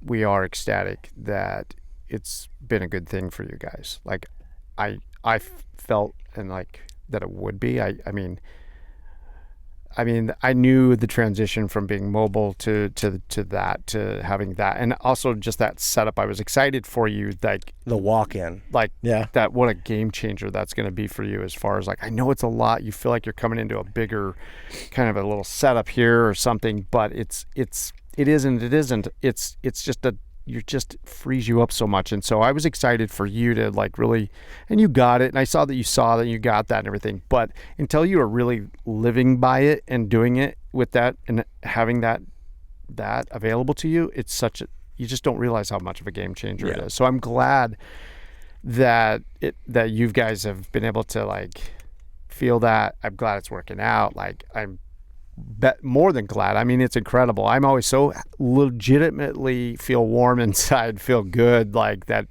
like, oh, good, this is a good thing for you and your family, and it's turning out to be a good thing. I'm so happy. Like, that's all we wanted, you know, like, that was my home. Like, I lived there. Like, I spent so much time there. So it's been a weird transition for us. You practically live there. You practically, people, like I said, people that are not in like the restaurant industry or anything else like that, like, especially like if they think like it's a breakfast or a lunch, or, oh, you're only here for 3 hours. You're not there for no. Obviously, like today, I mean, I was there at 2 a.m. And then what time is it now? 6. It's 5:17, and then I gotta go home after this and go to sleep, and I was done. It was pretty much like a 14 and a half hour day. That's what my days were. And you're doing breakfast and lunch 5 days a week right now? Yeah. Damn. 14-hour days are pretty typical. So it's always interesting. And it's interesting, like when you walked in the door and you said some things, and I was just like, 100%. It's an echo of our experience. So anyway, I Talking about the zombie walk, the zombie walk, but some of those other things, but also the positives, like where you're saying like, oh, okay, there's some things that are, better about the business as far as stability, as in income and other stability that it brings for you. Yeah, I'm glad that you're seeing that. And we went through a whole evolution ourselves, and so to see you guys go through that evolution, no, it's, I don't know. It's just, I don't know how to explain it. I feel very, I don't know how to explain it. I'm torn because we're super very happy for you guys, At the same time, it's been a weird transition for us. Like in the last year, like our experiences were been kind of like redefining ourselves. Like that was our identity for so long. It's like kind of like figuring out after that, like who are we and whatever else. It feels it's been a weird year. It's been a good year. I've been doing other things and everything. And it's been good. We needed to make this transition. April has suffered from arthritis very bad for years. So within weeks of us shutting down, her arthritis has gotten incredibly better. Like what we were going through there for her physically it was getting hard to see the look on her face when we were getting ready to go to work. That's literally why I was just like, I can't keep pushing this. So for her to be not talking about arthritis all the time, and she's not now she was taking these shots that would just, wreck her for 4 or 5 days, to have 7 days that were pretty decent-ish, and then do that again. She had these shots every 2 weeks that she would take to just exist with the arthritis. She's not taking those shots anymore. She's physically not suffering from all that stuff. And so I was just telling somebody a day or two ago on the phone, I was like, it's made the decision for us worth it. Like, okay, like we had set out some goals. We had set out a path and some things where we were going with that. And so you're kind of like, oh, did you do the right thing? Number one, yes, we did the right thing in finding the Sievers, who this would be a good opportunity for them and their family. That was the right decision. And us just getting out of that part of it was the right decision for her at that time, for us, at that time. So, yeah. So in the end, I can't say anything bad about like any decision about any of that. I mean, for us, it was a good thing for what it was and when it was. But I'm so happy that it's a good thing for now for you and your family. And like it's literal. Like I would feel terrible if you were over there and your experience was not what you're saying it is now. Like if you guys were over there just like, I don't know, and you're struggling, and you're hating life over there or something. Oh no, you got to struggle though. I mean, I know there's struggle. Everyone's got to struggle. I know there's struggle.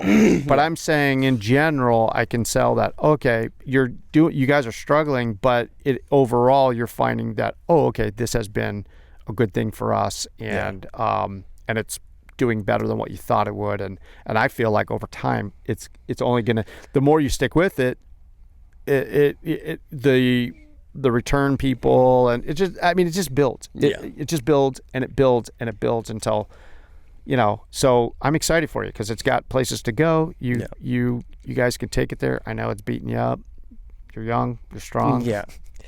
What have you learned over the last year being in a single location? Going back to find out how strong we are. And also just marriage. I don't know if you've probably learned this well too, but just working with your wife is the easiest and the hardest thing ever. That's a great way of putting that. It really is. And I tell her every day, and I said this in the last podcast. Oh, hold on a second. That I absolutely love working with my wife, and I do. And we bunk heads all the time, but I wouldn't change anything. And I actually think it's made our marriage even better, even though we do struggle sometimes, just like every other marriage struggles or whatever. But it's made us stronger, and it made us more, I don't know, it's like an oxymoron. It made us more dependent and independent at the same time. You know what I'm saying? But yeah, that's one thing that I've learned Mostly just learned, like I said before, consistency is huge, a really big thing. I mean, even just consistency of hours and of like portion wise and everything like that. I mean, even still with our fries, we still, because some people ask like, oh, can I just get a small amount? I don't care. I pile on the fries. You can never have too many fries. If you're not throwing away fries, then I'm not giving you enough fries. Right. That's what I mean. I'm the Hangry Hero, man. You know. Yeah. I don't want people to. You don't want like people to be hungry when they're done. Yeah, no. Yeah. But I love it. Yeah. Do you like the breakfast aspect of it? I do, and like I said, that is like especially with having 3 girls, you know how hectic it can be. Oh, yeah. And plus, I have Harlow. She's our youngest. Yep. She's 2, so the terrible 2s have kicked in. And okay, mind you, all this, the 2-year-old, is with us whenever we do, well, not during breakfast, but lunches. She's there the whole time. Yeah. So imagine being able to work with your wife, and there's a lunch rush, and you got a crazy 2-year-old trying to talk to you and screaming at you and yelling. She's my French fry tester. She loves French fries. So. But yeah, I mean, I love it, man. I mean, and it just shows, and that's what it goes back to, is like, I never really even knew until out of high school what an entrepreneur was. Yeah. Because they don't teach you entrepreneurship in school. They teach you great things of math and reading and everything else like that, but they teach you to be an employee, you know. And I don't think there's enough people out there, well, for one, that has the guts to start businesses and everything. I mean, that's why a lot of people, I think, don't even start, because the best way to start a business is to start before you even start before you even finish planning. Because whenever you're in the planning stages, that's whenever every single person comes up with excuses. Oh, I totally agree. 100%. And so yeah, I just think that it's teaching our daughters to be more of an individual, you know. And I think you're right. When people are in our school systems or whatever, they don't teach people, or they don't teach our kids how to, you know, have that entrepreneurial mind. But I feel like if they did, they're just training people to be employees. But you'd be better employees if you were taught more of that entrepreneurial mind shift or mind frame. So not everybody is going to be able to go out, or even going to want to go out and start their own business. But if you could approach things, I feel, if you have more experience and more background in this of what it takes, I think you have more appreciation for the people who are running a business. I mean, if you don't have any concept of what it all takes, I mean, I find, like, if I were to go work now for somebody else, I would have a much different mind frame than before I had that business. Yeah. And, you know, okay, I'm working for you and I'm trying to do a good job, yada, yada. But now I have a whole different understanding of some things of what an employer is going through. Yeah. Okay. So anyway, I think it would make better employees. It would be so much better to learn how to have ownership and how things work. There's so many levels to that we could keep going on about, but I agree with you. Yeah. Yeah. A lot of sacrifice. Yeah. So. But people just don't realize how much you put into it. You know, they don't realize, like same thing. I had people all the time be like, "Oh, that's got to be awesome, dude. So you only work like 5 hours a day?" Yeah. And they're like, "Oh, so what time do you get there in the morning? Like 5 a.m.?" They're like, No. That's when we open. Yeah. No. People just think it magically, you open the doors and then everything's made. Yeah. I'm like, no, they have no concept. And I know that. I mean, I used to, when I was still on night shift, when I was still supervisor on night shift, I'd swing in at 2 a.m. and go visit Milo and April when they're starting stuff up. 2 a.m. every day. Gosh. We were getting there at midnight. Yeah? Man. Oh yeah, with the numbers that you guys were doing. Oh my goodness. I couldn't even imagine.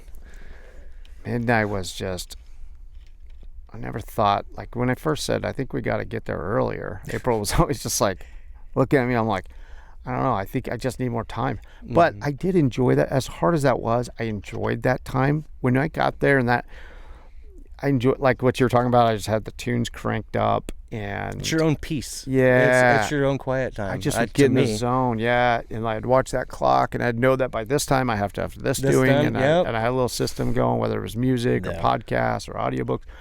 Yeah. Anyway, I do miss kind of that.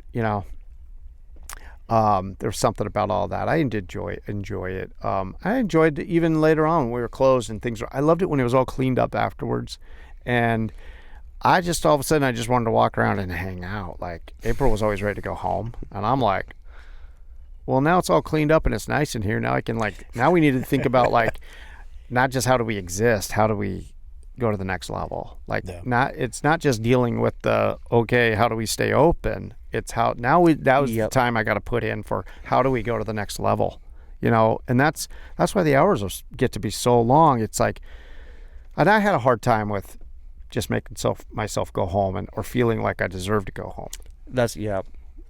And I'm like, I'm not there yet. We're not. I mean, this thing, like if I walk away and don't come back next week, there's no money that's coming in here. We're not at a point now where I feel like I have a right yet to just go home and hang out. Yeah, I don't know why. That was my own thing too. I'm that same way. I'm like, until I get it. I'll have a goal, daily goal, and everything set, and I'm like, I don't really want to leave until I hit that point. Yeah.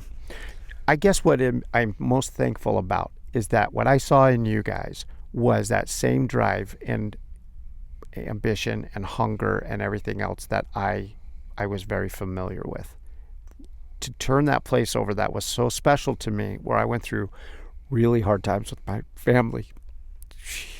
I went through some really difficult times in that place, and I went through some of the best times with my family in that place. But for me to walk away from that place, which it's just a little trailer, hokey looking trailer, whatever, yada yada. I don't know why, but that place was. I poured myself into that dang place. So anyway, my point is like seeing that. When I saw how much drive, and I just felt like this is the guy for this. These are the people for this. I know how hard this place is going to be, but I'm like, it can be a positive thing too. Like, I think they can do it. If I were to we just sold this place to just any old schmo who like they can take it or leave it kind of, or they don't. I don't know. Like there's some people out there that I'm kind of like I wouldn't have wanted to sell that to. I'd rather just like have it go away. Yeah. I think we just felt that way. We were just like, it's gonna be hard, but they are hungry. They are driven. They want to do right by people, and this is them. So we were just grateful that we found that in this little small town where, we weren't really trying very hard to go find it. I didn't really have a lot of, I don't know. I didn't know what to do at that point where I was kind of like, I don't know. I don't know how we're going to find the right people for this place. So I felt thankful though when you guys were like, you didn't even have that posted or anything yet. Nah. I just stopped. I saw you outside and I stopped and I talked to you about it. That's how it all started. That's cool. Yeah. But we do appreciate that. I appreciate you guys. I was like, and just even like the small little thing, because like I said, I grew up here and I love being able to give back is a huge, it just makes you feel good as a freaking person. It doesn't matter if it's big or small, like a lot of times, like if we have a couple, which doesn't happen a whole bunch, but if we have a couple extra breakfast burritos, or if I have some stuff that I haven't made a breakfast burrito, I'll make some up and I'll just go give them to like local businesses and stuff. It's a nice little thank you, especially if they come and they shop at your location or whatever, or if you stop and you go to their location or whatever, just a nice little thank you and everything. And because of what you guys did at the youth center, I don't know if you've seen the new sign. I have. We bought that that new sign. It was our 3rd year anniversary that we had. Yeah. And it was a donation only night, and we didn't let anyone know because we didn't want people to think that, all right, they're doing it for this, let's give them more money. Yeah. And everything else like that, because we just wanted to do it from the bottom of our heart. No, that was awesome. When I saw that, I was actually over there for that coffee thing that you invited me over there to, and when I heard about that and saw that and everything, and it was hell to put it up. Yeah, I bet. That's what I heard. Yeah, and I feel bad because I haven't been over there like I thought I would. Life happens. Yeah. There's a lot of things I wish I could do, but you just I get wrapped up in I don't know. That's a whole nother discussion. But well, if you want to wake up at 2 a.m., come make some burritos with me. You're more than welcome to. now So I'm up until 2, 3, Yeah. 4 a.m. My hours have completely swapped around on me. But But that would be a fun live. my point was that when I saw the sign and I saw what you guys were able to do, I was just like, I was like, that's awesome. I'm like, I'm Yeah. glad that he's in that position. And then because I hadn't been over there and I hadn't checked in with you in a little while, so I was much happier that I'm like, oh man, I'm glad that's where he's at right now versus struggling or going under or just all those things that I was just like, we wanted you guys to be successful. We wanted you to be successful on whatever that means, whatever success is for you. It's all relative. Yeah. I'm saying whatever that is for you guys, I'm saying that's what we wanted. And we felt that you guys, that was going to do that for you. And that's, so anyway, when I see those little things like that, I'm just like, good. I'm glad that they are doing good. It's in good hands. I don't quit and I don't lose, so you don't have to worry about it. Yeah. People would be surprised what that little corner, that little trailer, that little walk-in cooler, and a motivated person back there, what it can do.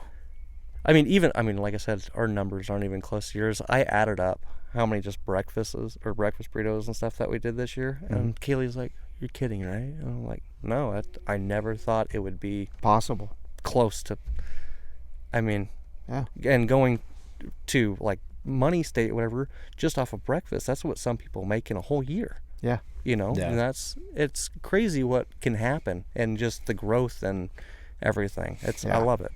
Yeah. Absolutely love it. No, that's awesome. That's but exciting. like you guys have both said, it takes that mindset, it takes that drive, it takes I'm not going to lose and I'm not going to quit. Yeah. Because you have a week where maybe nobody's really wanting food truck food. Yeah. And a lot of people can be like, well, shit, it ain't working. I'm done. Yeah. Because we've had a bad week or a bad month. But if you have that drive and that I'm not going to quit and I'm not going to lose, man, the sky's the limit. Yeah. Just one more time. That's what I always say. Yeah, just one more time. Just one more time. Yeah. And I think we need more of that, definitely. That attitude and that mindset. And well, you're getting it from girls from me. Yeah, so. Me too. One other thing too is that I try not to I try not to I don't know. I guess in my mind I see kind of the process you're going through, and I'm not saying our experiences will be the same, and I try not to think like that's what they're going to be, but it's interesting to see the evolution for you. Now it's actually kind of see how does it happen for them, or like where does this go now with you guys, because I know where we were, things occurred to me at different times or whatever, and just little changes we made or this or that, and I don't know that what we did was right or wrong at any of those given times or whatever, but it's interesting. So I don't ever want to be that guy either who's always showing up also being like, oh, you guys should do this. We always did this, so you should do this. So I don't want to be that guy either, and so we've had, but at the same time, I always want to be like, if you ever had any questions or you want to brainstorm, I'm open to that. Yeah. But I don't want to be the guy who's like, we did it this way, you should do it like this. Our way is the right way. And I feel bad, and I don't know who it was, and he still comes to the truck, and you know how late nights and everything, you get tired and everything like that, and I wasn't trying to be rude, but he said, well, the big fat lunchbox did this, and I was like, what? And he's like, the big fat lunchbox, and I stuck my head all the way out the truck, and I looked at our sign, and I was like, well, that says the Hangry Hero. Yeah, good for you. And I'm like, yeah, we might do. It's a California style burrito. It's for a breakfast burrito. It's a common thing, but ours is going to taste different. Yeah, because I'm not Milo. I'm sorry. Yeah, and and there's people like that. Sorry that Oh, yeah. Not that I gotta say sorry, but I'm sorry that you have to go through that with certain people. It was only really that just one one guy. Yeah. But I'm like, and I was just looked out the window, and this is the Hangry Hero. I don't know what you're talking about. Yeah. But that's also the nice thing, though. For you guys being yourselves, and you didn't buy you guys didn't buy our business. No. Like, you guys are your own business. You guys are your own thing. I've had people come to me and say, hey, so are you working with this guy? And I'm like, no. I'm like, that's his thing. Like, I don't give him any input on any of that. They do their own thing and they make good food. And it's their thing. That's not our thing. And then they're like, oh, well, I heard you that. I'm like, no, that's their thing. That's their brand. I mean, you know. And so, to your credit, you guys put out great food over there. Mm-hmm. And it is your guys' thing. So I think through this too, that might be an adjustment for some people as far as like what's going on here, you know. But you know, I explain it to people that no, they're just doing their thing. They bought the facilities and bought all that kind of stuff, and they're doing their thing, and it has nothing to do with us. And so that's to their credit, you know, to your credit. What, you know, all the good things you guys are doing over there, that's because of you, you know. So I will take notes though if you ever want to sit down on notes. I am always up for a good brainstorming session because I find I learn things from those things as well. So I'm always up. If you want to talk about anything, I'm open always about everything. And I tried to be that way from day one. Even years ago with you, I was like, want to look at my Cisco app? You need anything? You know, I'm like, I didn't even know he had a walk-in. But he was talking about, I was like, I have a tiny little fridge in this thing. I don't know what I'm going to do. I figured he... I didn't know. I thought it was just a shed in the back. Yeah. I'm like, hey, I'll come give you a tour or anything. I'll show you anything. So I'm always good for a good brainstorming session. And I don't think that we know everything. If there's something, that's always open. And you know where I'm at. I'm always, well, most of the time I'm here. I'm editing at home. That's another thing. I've been spending a lot of time at home editing. But I find I learn from those things too. I learn from people who I love to brainstorm with. I like to see what their things are. I always used to love to run and talk in, if you met other people, other food trucks. Kevin Campoy, I always had good talks with him. I had good talks with all kinds of people, and I learned stuff from them. Sometimes verbalizing something that we were doing, I would learn something all of a sudden about what we're doing. Like that I was like, well, we do this, we da-da-da, and then all of a sudden it would click. I know that probably sounds stupid, but all of a sudden when I verbalized it, I learned something deeper about what we were doing, and like, oh, we need to pivot and do it now like this, because this just occurred to me while I was talking. And so, you know, just I don't do as well when it's all up in my head. And I do better when I'm talking to something about stuff here all the time. I'm always like, I can sit here and I'm editing a video or something, and if I got to sit here and do it by myself, I slug through it. But if April can be here and I can just start verbalizing some things come together better for me. Like, I don't know why I open up my dang mouth and like it gets clearer for me. But when it's up in my head, it's like jumbles all up. I don't know if that makes any sense. Mine's the ADHD. I'm always like all over the place. Yeah. So is the food truck industry, like in this area, and I'm including Billings and everything else, is it like super supportive, or is it competitive, or is it more of a combination maybe? Or okay, I think it's a combination, but I think any business, I think it was like Mark Cuban, I think he said that the most brutal sport ever actually isn't like an actual sport. It's business. Yeah. Because sports, you have seasons and you have a time limit and everything, but businesses, like if you're competitive, you got a target on someone else's back, or someone else has got a target on your back. But yet everyone wants everyone to be successful. Right. But at the same time, if you're trying to like challenge or something in a way, or like even like at the battle, the food truck battle, whatever, of course everyone wants to go and try to win, you know? Right. So yeah, it's competitive, but everyone, at the end of the day, everyone wants everyone to succeed. Yeah. But if there's like two trucks next to each other, of course they're going to want to outsell the other truck. Who wouldn't want to do that? It's a little friendly competition. Yeah. So I mean, it's no different than like for me, because I mean, I'm a competitive guy, period. But if I'm shooting, you know, an elk and there's another photographer next to me, even if I don't know them, but especially if I know them, you're getting better angles. I'm like, I wonder if I'm getting this shot and they're not. Yep. You know, and then you bring in social media, and that's a whole nother discussion for a whole nother time. But then like in the photography world, when there's a bunch, you know, like you can only take, if there's 4 photographers and you're taking a picture of the same elk, then it becomes to the point of who's going to edit and put their picture up first type of thing, you know. But then you're super supportive of everybody, like, oh, that was a great shot, man. I remember when we were there. Yeah. In the back of your head, you know, some of these guys are like, damn it, they got their post up before I did or whatever. But so I'm sure it's similar in the food truck industry. Yeah. But I mean, I'm always going to support the guy next to me. But yeah, I want. Well, that's why you always got to try to be just like Yeah. you, like trying to get a different shot, whatever. Just like food industry or anything else, you want to try to do something different. Like your guys' sauce, no one else has that BFL sauce, or whatever. You know, that's what you guys were mostly known for. Is your sauce was amazing and everything else like that. You know, just everyone has like their own little niche thing. Yeah. And what I found is this is like maybe I shirk from competition. I think I'm too competitive. I'm too competitive.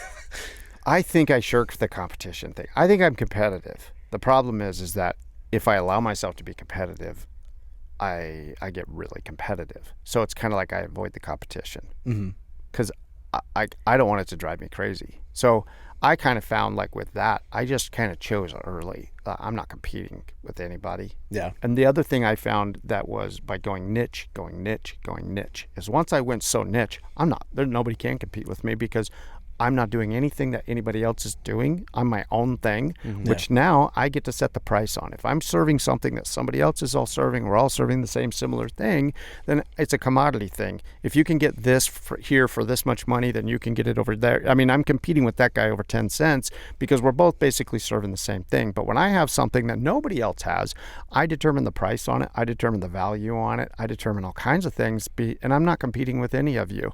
And now if you're competing with me, that's you're focused on that, like, right. and so I'm not going like that gung ho. Right. No, I know.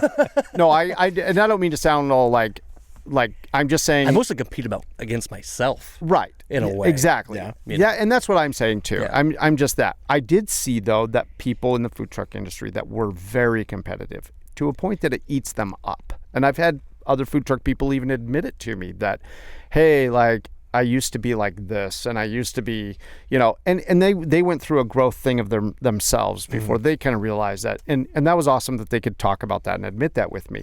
I'm saying I could have easily gone down that road as well too, where you're just like, you're getting eaten up by that, and it's easy to get sucked into that. I guess what I'm saying is that pretty early, I just really tried to just work with other people and be like, I did try to learn from guys I could learn from, that I could see that there were certain other people that are just, they're not reciprocating. I don't know. They're holding their cards really close. And so I'm like, okay, whatever. But I just found that was the bonus of, it took the pressure off me. I never did go do a food truck battle. All the time people were like, hey, you're going to come to the food truck battle. And I was always like this. If I go to the food truck battle, then I could lose. So I'm not going there. And if I won, it was just a fun time. It was just we only went the 1 year, but it was just a fun time. This is a me problem. I'm not saying for anybody else. Yeah. I'm saying this is a me problem. Now, if I win the food truck battle this year, I got to win it next year. I don't want to live with that pressure. Yeah. So I just was like, I'm not going. Let's just go enjoy the food truck thing. And I'd go see everybody. I'd be like, hey, and I'd be like, try their food and whatever. That's my point about me, like, avoiding that I don't lose because I don't compete. I'm like, do you see what I'm saying about that's a me problem. That's not saying that's how other people should treat life and treat business. Yeah. That is I'm not going to even go get into this because, like, and you have a healthier outlook where you're like, hey, I can go and have fun. We can compete with each other and it's all fun. Yeah. You see what I'm saying? Like, for me, it's probably an unhealthy thing where I'm like, I don't want to go there and stress out about whether, you know, we were good enough or anyway, that's what I'm saying. I'm saying I probably don't have as good of in some ways, I think I have a healthy outlook on it of just like, I realized very early that, hey, there's no lack of success around here. They can't eat at my place every single day. I don't want them to. Blah, blah, blah, blah, blah. And I started to realize that, no, man, all of a sudden I'm free. When I realized that, I'm like, I'm free. I don't have to operate at this level, you know? For me, that was freeing. And I feel like, and I had somebody else who's very successful in town, who has a nice place, had a great food truck business and everything else. And she admitted to me how much the competition thing was eating her up inside and how cutthroat it was getting. So I know that it gets cutthroat. Yeah, some they get cutthroat. Get pretty cutthroat. Yeah. But I'm not too. I mean, just like that's another reason why we don't do a whole lot of dinners, is because the brewery, they'll have food trucks every single night and everything else like that, and the hospital will bring some here and there or whatever. And just being here stationary local, most people are going to, if there's something new in town, they're gonna go eat there. They're gonna go do the new thing. They're not gonna go where they know that they can get me 5 days a week if they want to, Right. And it's actually kind of nice because then that way we get to go down and eat the other food trucks. So Exactly. Exactly. And we've got a lot of friendships through just people coming down here at the brewery and everything else like that. So. Yeah. So you don't miss the going to location? No, I don't, because Is it for one is it's a pain to load everything up, and those trucks that do that, it's brutal. It's not easy, especially going around turns or everything else like that. And you're just sitting there praying, hoping that nothing gets messed up and everything. Tipping over back there. And then for two, what I absolutely love about a stationary position is I know for a fact those people are coming there to see me. If you're at a brewery or something like that, they might just be going there to eat because you're there. You're picking you up. know, Yeah. if people pull up, that's what I love about those cameras too. There's cameras all the way around that thing. You can see everything. Especially if you're out cooking over here and then you're looking up and then you can rush over to the window or whatever. Yeah. But that's what I love is I know if they're there for someone's pulling up, they're there for me. They're there because they like what we deliver. Yeah. So I agree with you 100% on that. And going in the beginning where it was like going and trying to go to somebody's location, like, hey, like that was always it gets hard kind for of me. awkward a little bit. It is 100%. They don't know who you are, and they don't know, like, until you got to build that relationship with them and everything else. But there's always a feeling of like, who's bringing value to who here? Yeah. And so I always wanted to make sure I was bringing value. But in the beginning, sometimes I questioned whether I'm bringing the value or not, or am I just mooching off of their traffic? Yeah. So over time though, and that's why near the end, when we were like going to basically pre-orders only, I loved it that, because I had people that were like, hey, why don't you come here and park out here in front or whatever, and that people could see you when they drive by. And I'd be like, I don't want anybody to see me. Can I park out back? And they were like, well, what do you mean? Nobody's going to be able to see you back there. I'm like, yeah, I know, because I don't even have a menu on my truck. They will have paid me 4 days ago. So I know that the only reason they're here is because of me. And that's the value now I'm bringing to you, is that people are going to be thinking of your business as they're waiting to come pick up their food that they ordered 4 days ago. You are on their mind. So anyway, once we got to that, for me, that was also kind of freeing as far as like, I bring value. It makes you feel great. Yeah. It really does.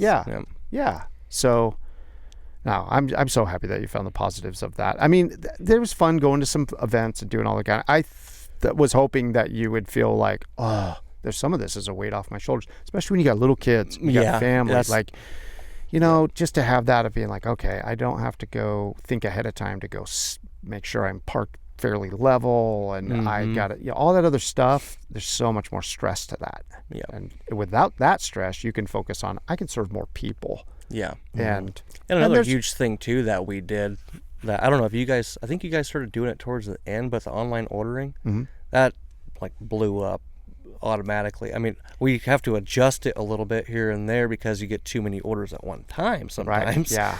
But I mean, it's always learning, continuously learning. But the online ordering is huge. I mean, even like in the winter, if it's super cold out, I don't care. If you want to eat our food, I'll walk it out there to you. Yeah. I don't mind at all. But the online ordering has really helped us out a lot too. I'm glad it has, because the difference of that is like when there's only, let's say there's two of you there, if you guys can both just be focused on preparing the best food that you can prepare without standing there for 10 minutes talking to somebody and telling them describing what something, you know what I mean? Like, you need a person who either does that. And so we kind of got to a point where we were like, we either have to hire somebody or we can just focus here. Let's really try to teach people to online order. There's benefits to that, to them and us. Yeah. And my mom came up and helped us for a couple of months this summer, so that was actually pretty nice. That's to awesome. Have someone extra in there, and plus work with mom. Yeah, that's gonna be fun. It was nice. Dude, this is super interesting to me because I mean, I go to food trucks to eat, but seeing this like inside the food truck, this is like I'm just like, this is super cool, super interesting to me. I mean, just a lot of stuff that I would never have thought about because I'm a consumer. Yeah. You know, I mean, I love to cook and I love cooking. I love grilling and barbecuing and trying, you know, cooking new cuisines and that kind of thing. But I could not do what you guys do, what you did and what you do. It is not in my bones to do that kind of thing. Just like the first day that we opened up. Just like the first day that we opened up. And there's some days, like whenever it's hectic, and you know you got both those fryers just going, and sometimes they're just still not keeping up and everything. You're just barbecuing. Just barbecuing. That's what you know. You just got. You can only do so much. So I mean, and it happens. But I mean, there's just so many. Like just listening to you guys talk about the difference between being stationary in one location and a food truck. I like going around a corner. It never would have crossed my mind. I don't know why. I mean, I carry a camper when I go camping, but I mean, I usually don't think about that kind of thing. I took that trailer through roundabouts in Billings, and when I got parked, everything was dumped everywhere. Oh, yeah. I went slow. I thought I was going slow, and everything. I'm going around those roundabouts, and I go back in that trailer. It was a disaster. Yeah, a disaster. There's some people that have fryers that don't have like a cover.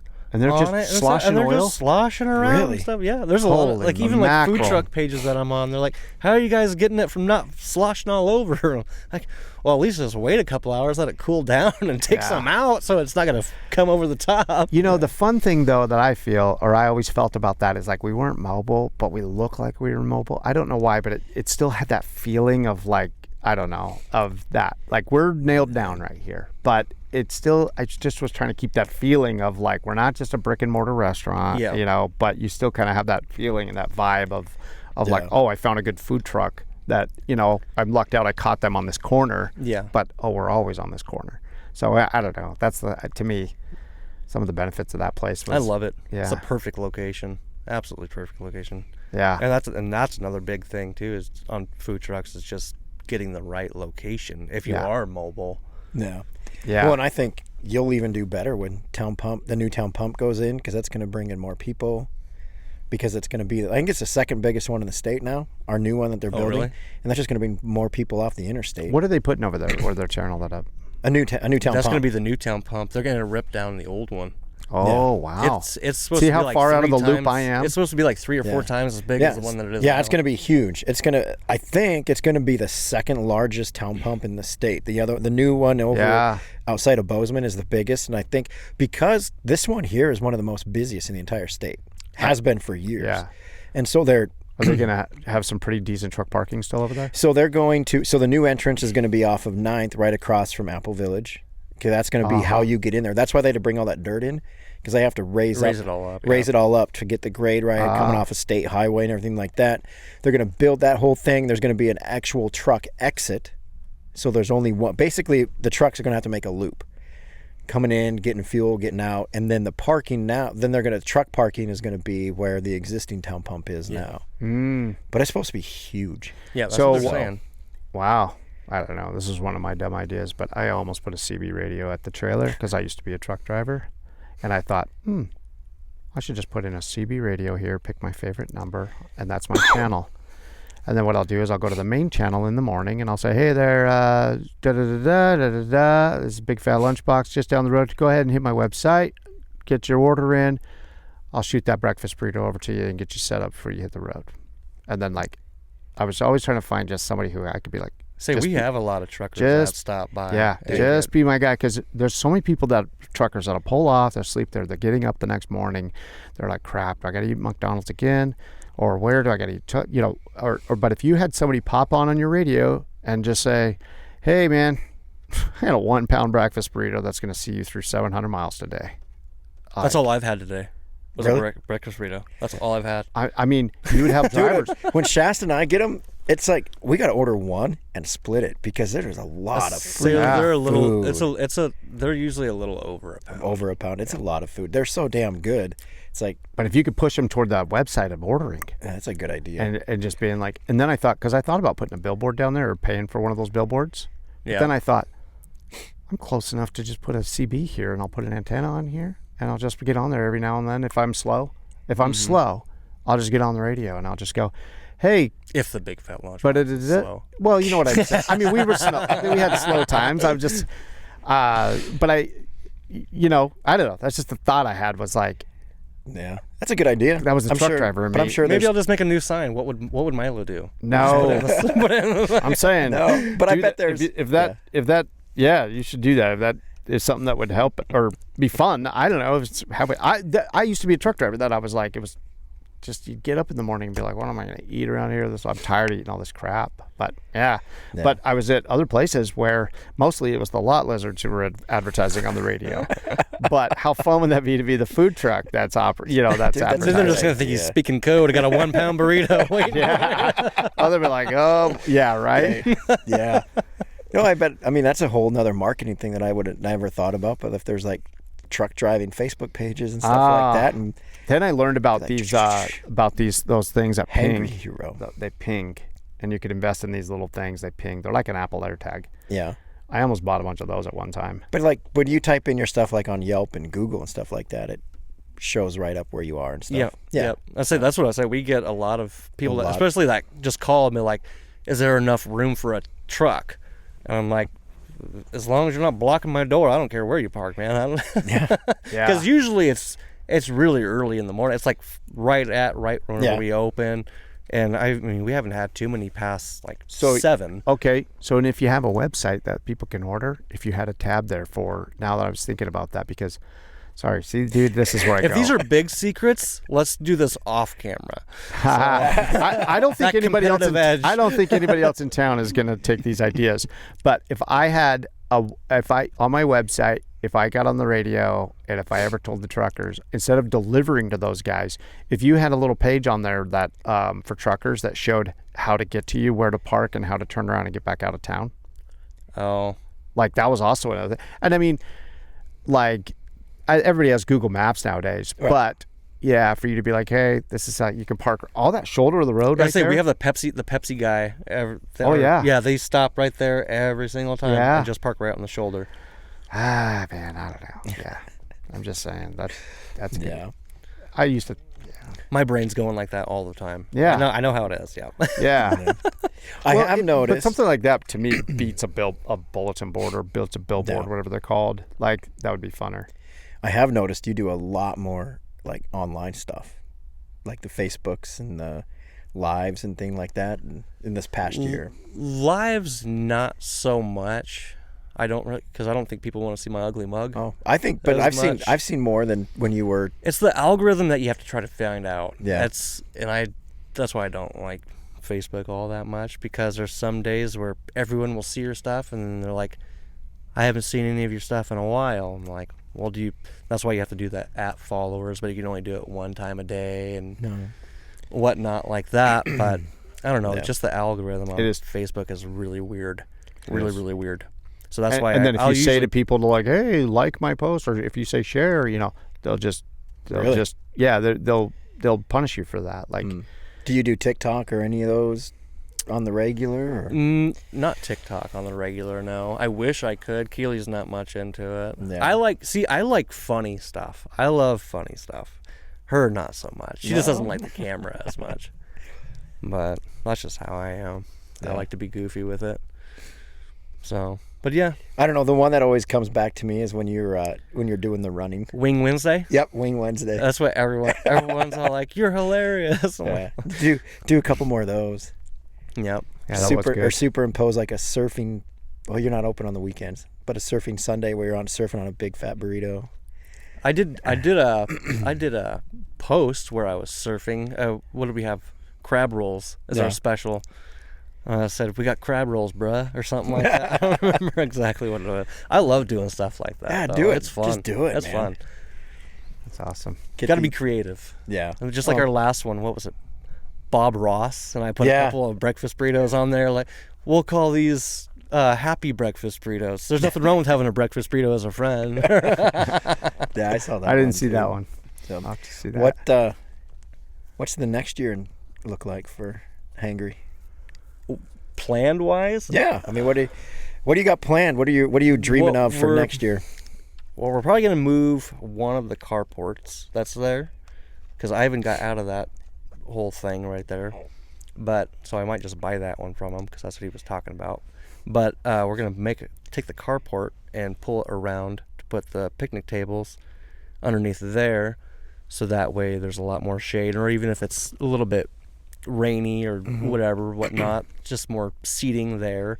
Or even if it's like fall or winter, we can get a couple of heaters and put it out there, and people could sit and enjoy. Because I mean, I'll sit in 40-degree weather, 35-degree weather. It doesn't bother me. That doesn't bother me either. But some people might like it. I don't know. Yeah. But I don't know. It's just something more outdoor seating wise. Not really a whole lot. I'm not gonna say too much, because I don't tell my plans out loud too much. But because then if things change, you're like, oh, I threw this out there. Well, no, because then someone else might steal it. I'm just joking. No, but no, just continue to grow. Just get more people to try the foods and everything else like that. That's another reason why I do a lot more online posts, or even like reaching out to other little groups in the area, because there's still a lot of people that, I mean, I even put out a video. I mean, because I think everyone should stand behind what they deliver. I even told them, I was like, if you get a breakfast burrito, or if you get a lunch, if you don't like it, I'll buy it back. At least just try it one time. So I think everyone should be that confident in their food. Yeah. And I agree. I mean, that's how you can gain more customers. Yeah. So yeah, 100%. Well, it's exciting. We're happy. If you guys are happy, we're happy. Yeah. We're too happy. Awesome. Don't be. No, You that's can't good. be too happy, man.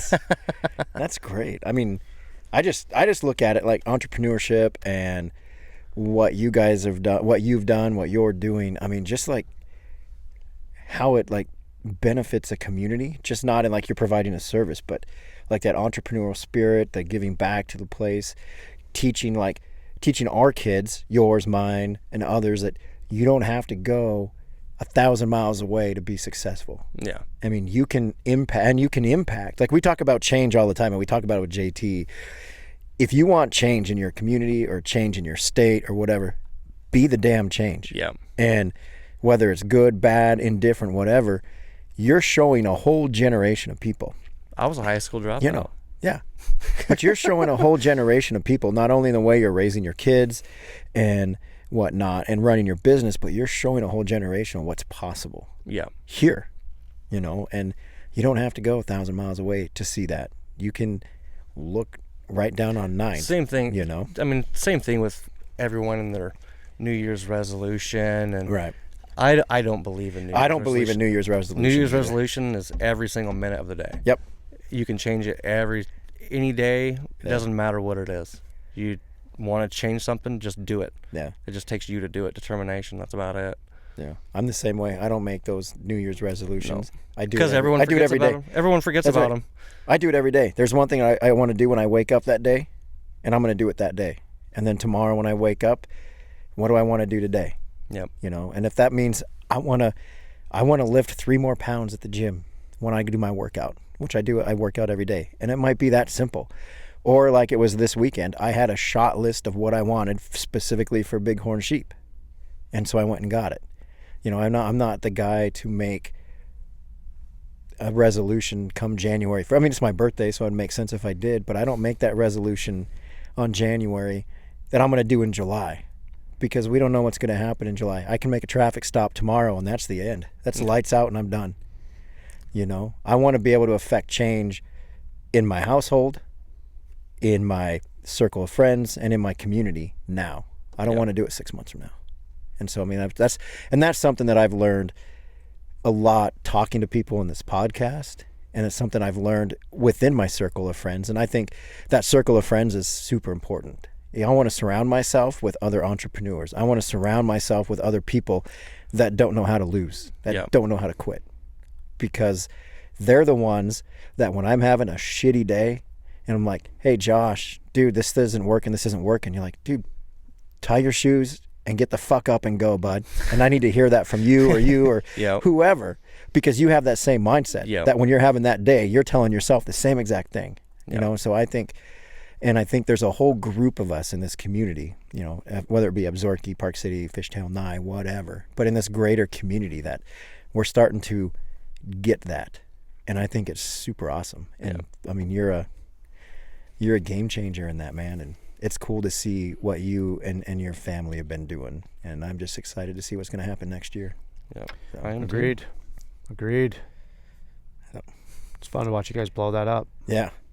Not yet. It's not blowing up. You're blowing it I'm up, getting man. there. I'm getting there. I'm working harder. You're in the stages of blowing it up. It's all stages. Hell yeah. The hoodies. Where do we get the hoodies? From us. Just from the We food, make them. just from the food truck? Yeah, just from the food truck. I'll have them there. I only have a small amount right now, but You got hoodies and t-shirts? Or just hoodies for right now. Just right now. Yeah. Figured make some since it's getting cold weather. Yeah. Yeah. Right on. And do you have, like, if we put in show notes, do you have your specific Facebook pages or social media pages or anything like that? Just the Hangry Hero. That's it. On Facebook. That's Hell what we yeah. mostly on is Facebook. On Facebook?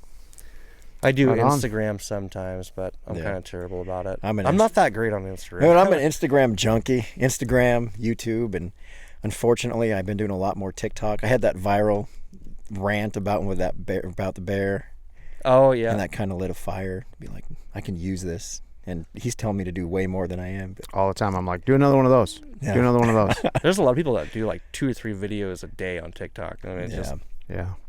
And I will say it is kind of cool when you get 60, 70,000. You're like, dang. say there was Must be one. nice. There was one video. It was the patty melt. We had Yeah. 511,000 views on Damn. the patty melt. Wow. It was nuts. Too bad I wasn't getting paid for that then, huh? Shoot. Dude, it was an awesome conversation. I'm Yeah, glad thank you we for found having time me. to do it, and now you can even actually get home and get to bed at a decent time. I Get some know. sleep. I was watching the time thinking, was I too. don't want to. I know how that is, man. Yep. So, No, well, I we still, sure I still appreciate have it. a little bit of time. Oh, look at that. So look at that. Oops. Already got orders for breakfast in the morning. There you go, man. Hell yeah. All right. All So right. Well, cool. make sure, We'll do it again. get online, order your breakfast, stop in at Hangry for lunch. Mhm. You will not be disappointed. Good stuff, man.